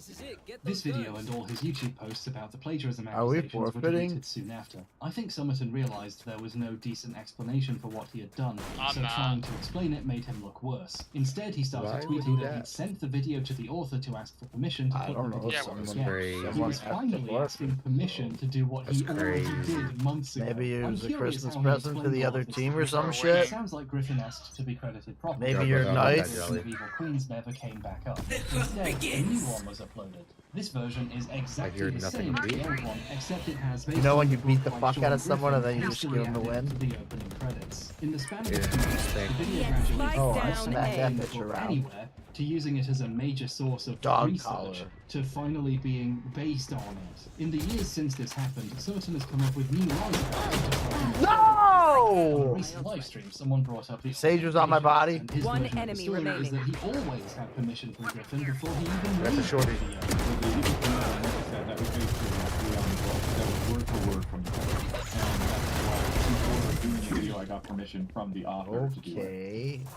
But I did have full permission from him before making Switching the video. sides. The tweet about how he literally had to take the video Vibe down check, you and feeling ask good? permission afterwards is Who's still surrendering up. on our Anyone team? can fact It's check not this. me, That's but I will crazy. do it if you guys want to. James had the opportunity to be honest about it and chose Who's to trying lie. to surrender on our team? Looks a bit That's like a hilarious. dishonest mistake to me. He also pretends he credited guy on the Griffin bottom. description in the first place, and the person who my criticized God, him that's simply crazy. didn't notice. In the original version of Evil What Queens, isn't the crazy in citation your was life, in sir? the description of the video and not in the video itself. And that was the issue. They didn't read the description. And so I took down the video and I put No it back up. prisoners. And somebody didn't acknowledge the based on the book by in the comments. So I took the video down and put it back up with the author in the opening titles. Again, his reply to her where he acknowledged he hadn't No way, and I was just going lost to that. is That's crazy. still up. For reasons I Even don't Aaron had right understand, as well. James likes to tell obvious lies that make him look worse. This is why I felt it was important to make this video documenting the evidence. Currently, the only version of events people are likely to hear is his. Even if it's easily disproven, who's disproving it? The person who noticed the plagiarism in the first place was Last threatened player into standing. non-existence by his fans, leaving his lies as the last story standing. There's also another reason why I'm not buying the "it was based on a book" excuse. And then there was a video I made about Disney that was based directly on a book that I got the permission from the author to make the video. Let's take that at face value. Okay, Yo, so this Scrappy, video this is crosshairs. based on this book. Based on it. Word for word. That was word for word from the book. This is a lie, of course. He changed quotes so it sounds like he's saying them, and altered a bunch of other words to try to make it sound different, but let's pretend it was for a second. Is it possible he really was just trying to adapt the book? James insists this is the case. 30 seconds At left. this point, I'm not sure I can trust him when he says things. The author of the thread was just comparing the video to the one book she noticed, and mentions around the 53-minute mark he moves on to stuff not covered widely by the book, like Mulan. Disney's Mulan is, however unintentionally, a queer narrative. First of all, it's a little bit weird that his video word for word 10 adapting the seconds book left. stops adapting it and starts winging it partway through. But let me ask you this. Wouldn't it be really fucking bad for him if it turned out he also stole the new stuff from somewhere else? Yeah, it is bad. Because he did! Disney's Mulan is, however unintentionally, a queer narrative. Yo, who is that explores forfeiting? both You're gender stupid, identity dude.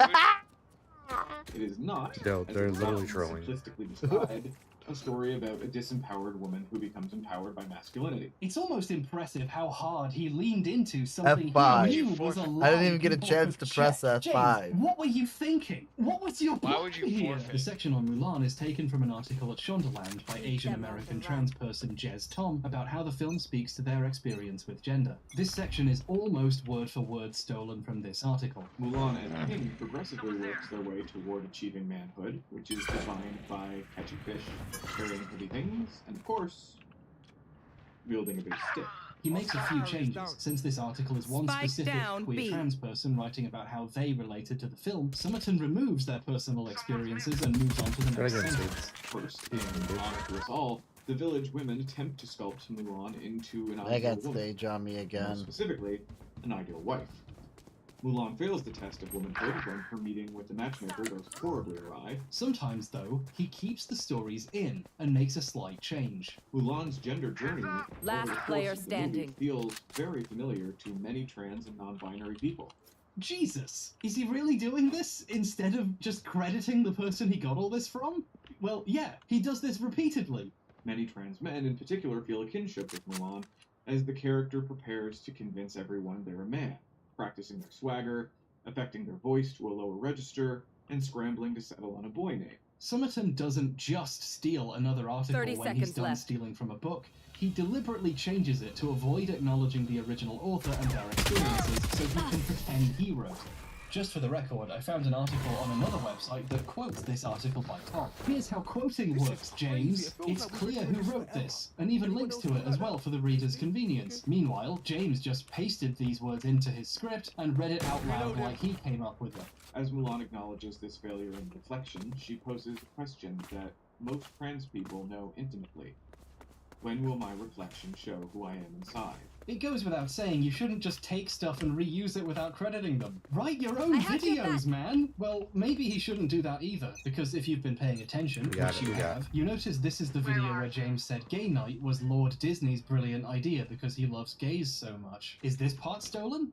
Well, kind of, yeah. Griffin's book correctly explains the gay night situation. Spike the part down, where James B. talks about this is in a brief section that appears to be written by him, connecting the parts written by Griffin and Jez Tom. We're graced with a whole minute and 30 seconds actually written by James. How nice of him. It seems like when writing his own news section to connect... 130 on Cypher, 61 on Sky. Gay nights he got from the same book. So the part of the video that was technically his was full of obvious mistakes. This is, well, it's not a good sign. There's a bit of a theme developing. These guys don't know their history. They're copying it without really learning Last it. So player when they try to standing. be unique, they have nothing to say, and none of what they say is accurate. Around the time he re-uploaded Evil Queens, acknowledging one of the people he sexualized, Summerton also unprivated the queerbaiting video, with what seemed to be no changes, except an acknowledgement at the top saying the stolen portion is based on the celluloid closet and its documentary counterpart. not fold up Before the here, let's video go. went down, the description didn't look like this. It just had a special thanks hidden at the bottom. So while it was down, he'd changed it. Looks Yo, like I'm he actually settled on playing using a very based hard on as an excuse for stealing things when he's caught. I guess we should take a look at exactly how Come based on, it is. Jesus. It's your birthday. Let's do it.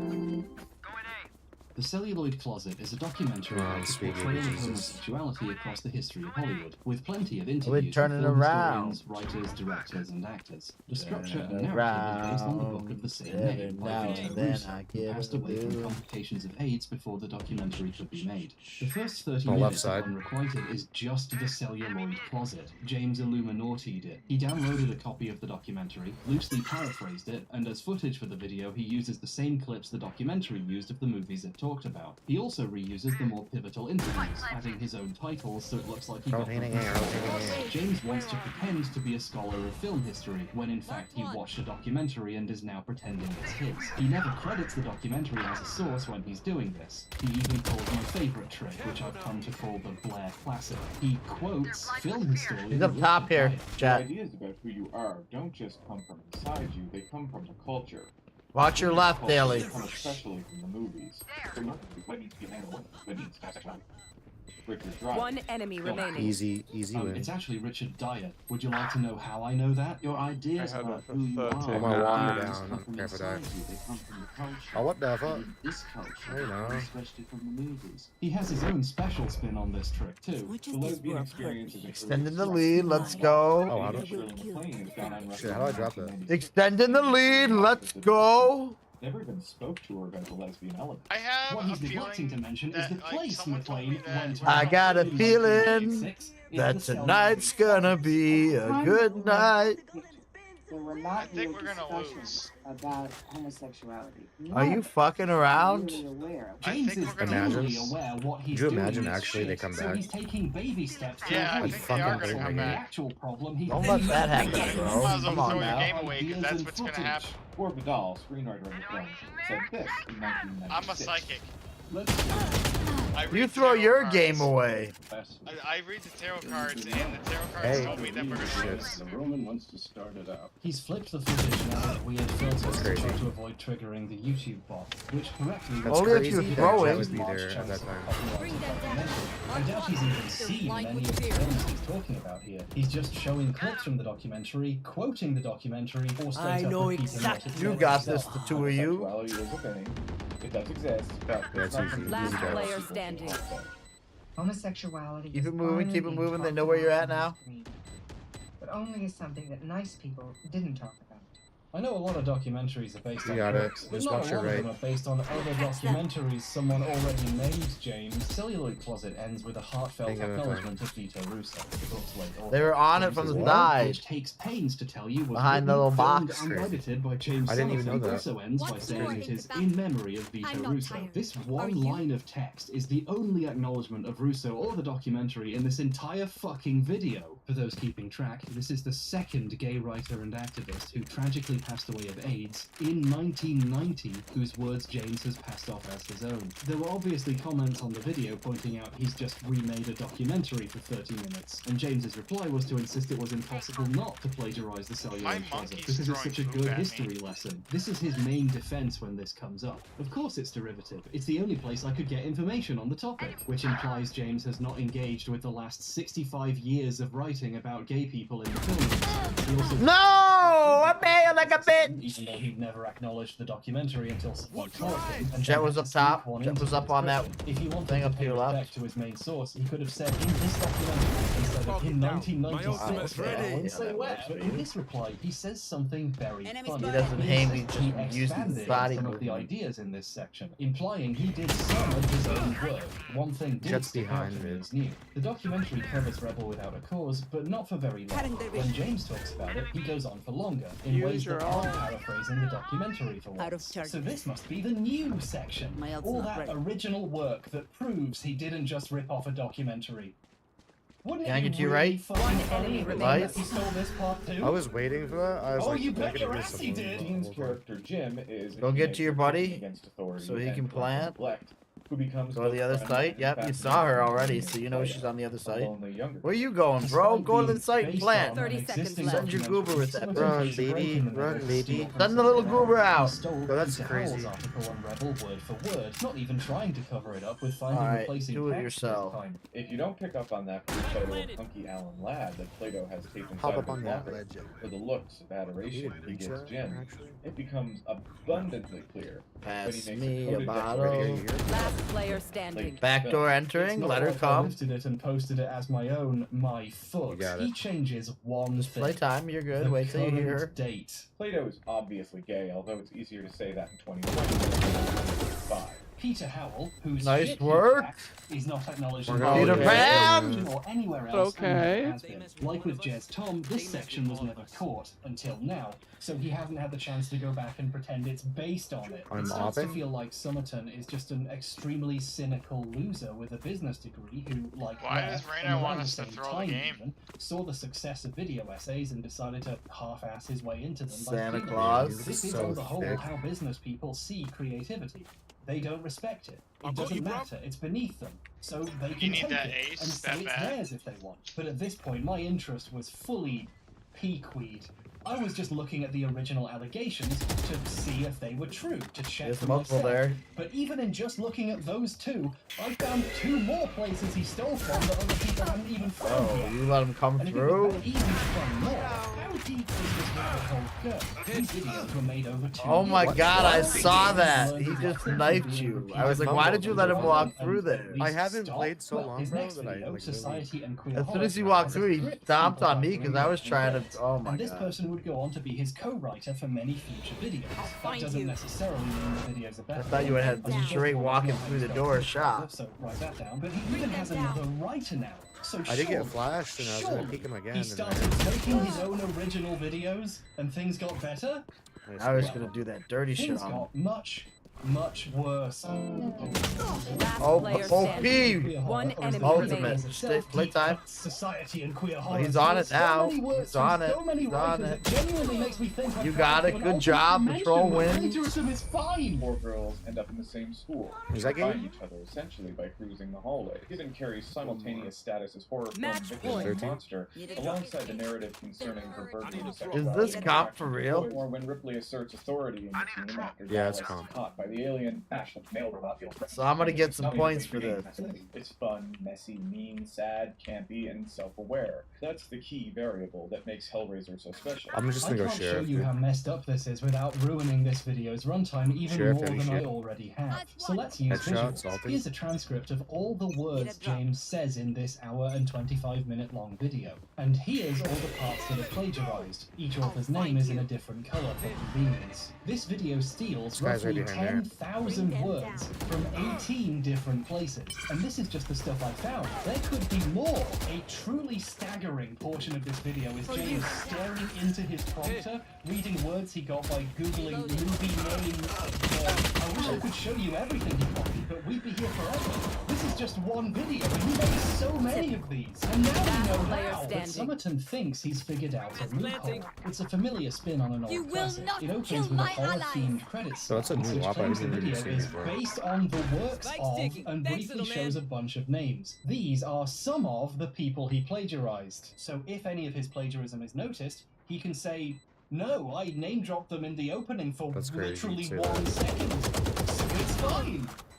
This is the stupidest thing I've ever. Anyone watching this video would assume this is Summerton showing his sources, or people whose work he read while writing the video, not people whose writing is the video, based on the works of Colin Arison. What does this mean? There's no way of knowing what Colin's contribution to the video was. Does this mean he inspired a section? That he gets quoted? That James read him and used some of those ideas? This mention means 21 minutes into the video, the next 5 full minutes are word for word copied from an essay he wrote. Benshoff recognizes Hellraiser for some of its visual characteristics, but comes to the conclusion that too often the representation of Barker's monster queers seems similar to those produced by right-wing ideologues. I don't think I need to tell you, this is just plagiarism with an even stranger excuse than normal. Summerton never tells you when he's just reading other people's words, because then people would know he didn't write anything. He's hidden their name at the beginning and in the end credits at the very bottom, after a long list of patrons, so he can make a video out of other people's words without ever saying when he's actually doing it. 4 minutes is just Andrew Park's article about the film The Spike Craft, down with A. slight changes to try to hide it, and his usual LGBT to queer word swapping. The film follows the Wait, story did you of actually just get a headshot right there, though? Each grow up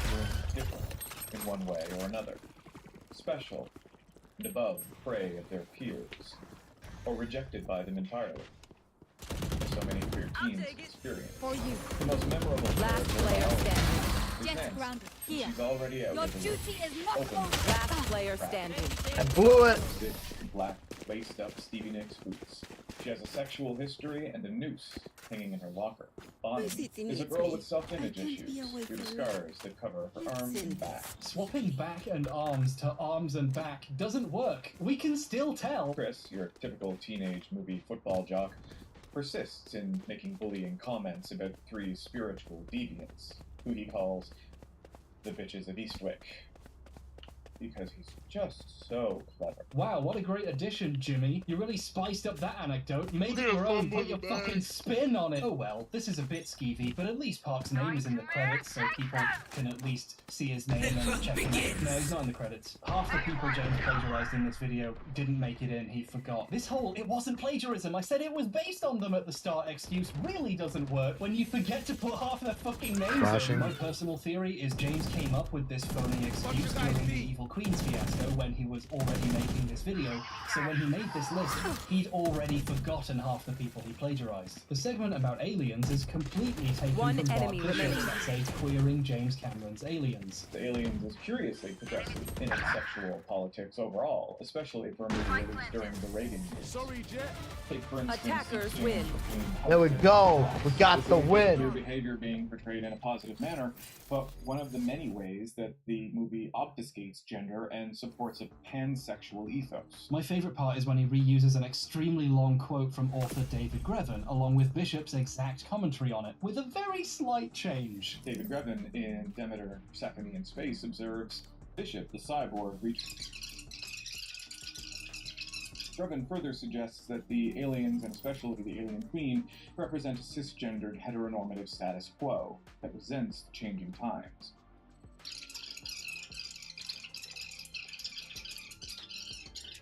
So while Grevin suggests that the conservative alien queen has contempt for the queer family dynamic, the metaphor could go even further. Cameron creates a future where gender norms have all but disappeared. He changed "I'd go even further" to "the metaphor."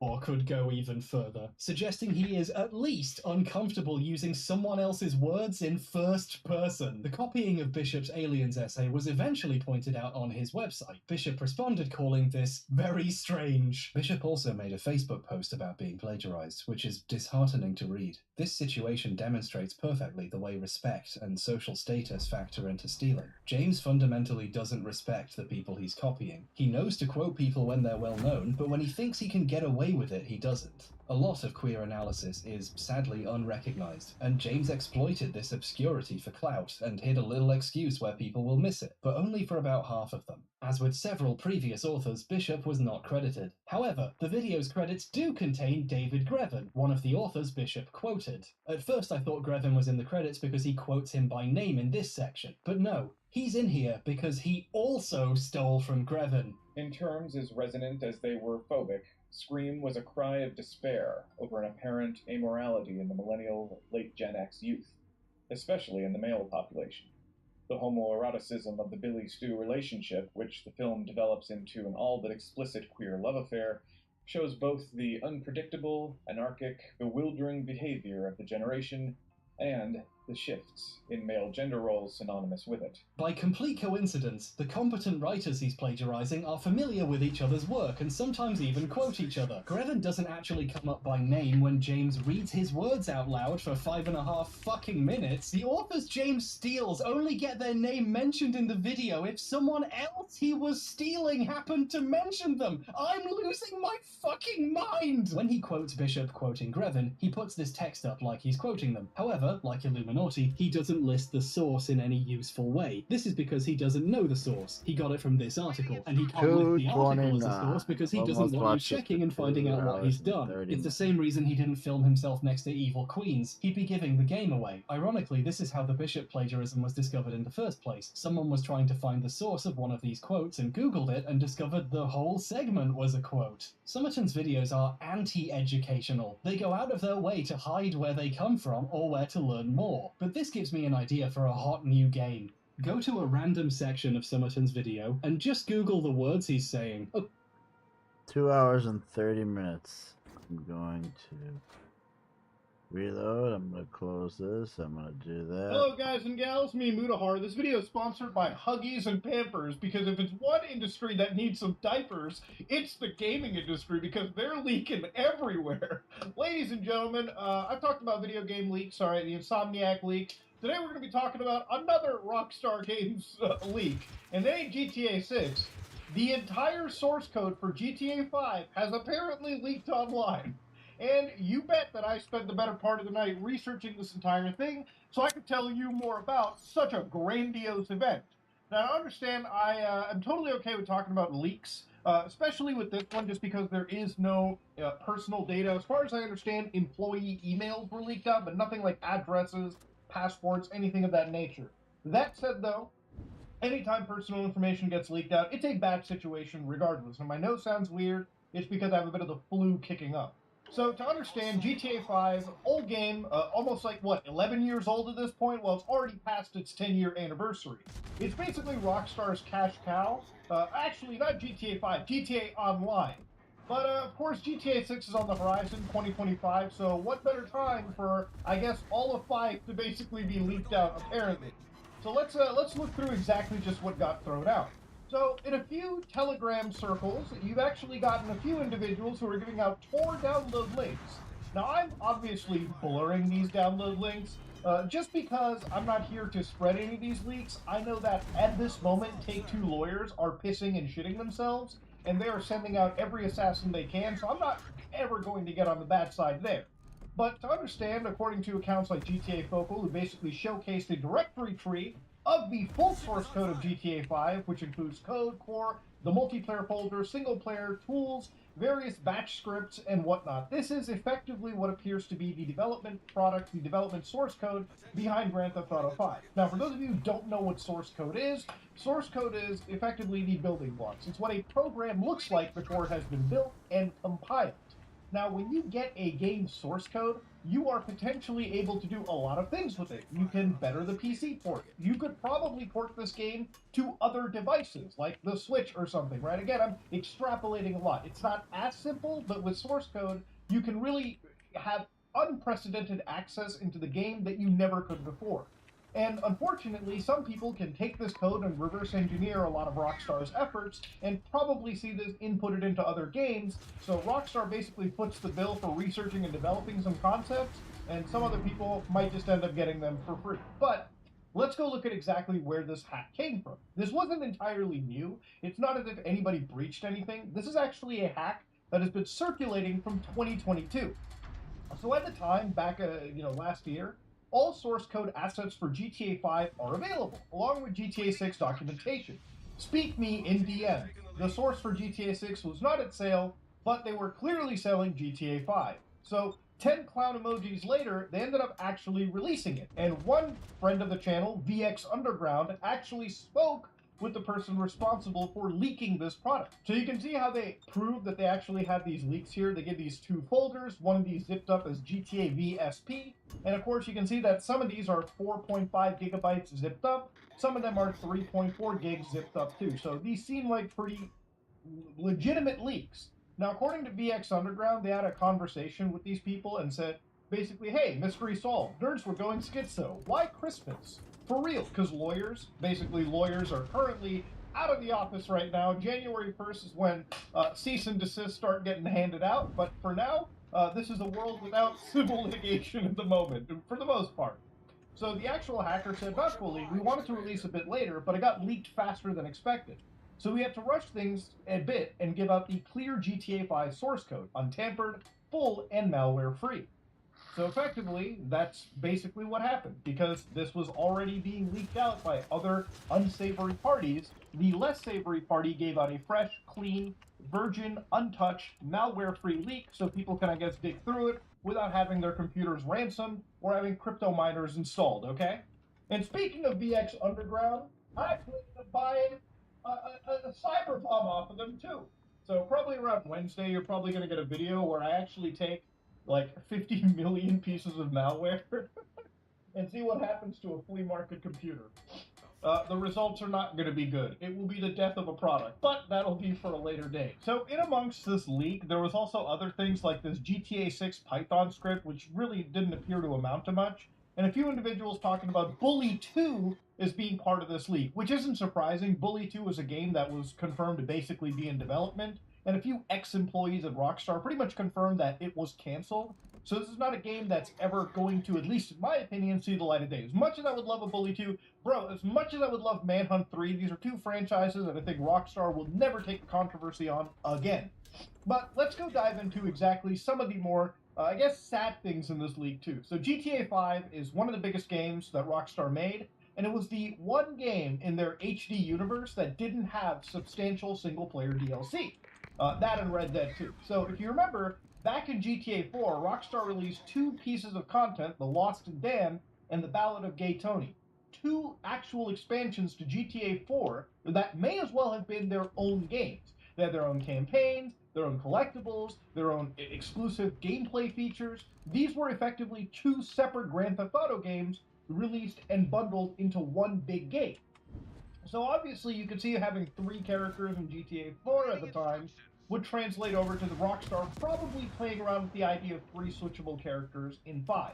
However, Rockstar also worked on Red Dead Redemption 1, where they released one massive expansion known as Undead Nightmare, which is by far and favorite a lot of people's favorite expansion ever made, and I'm one of those people. It's a zombie expansion for an amazing Wild West open world game that absolutely can stand on its own, and it does, as its standalone release.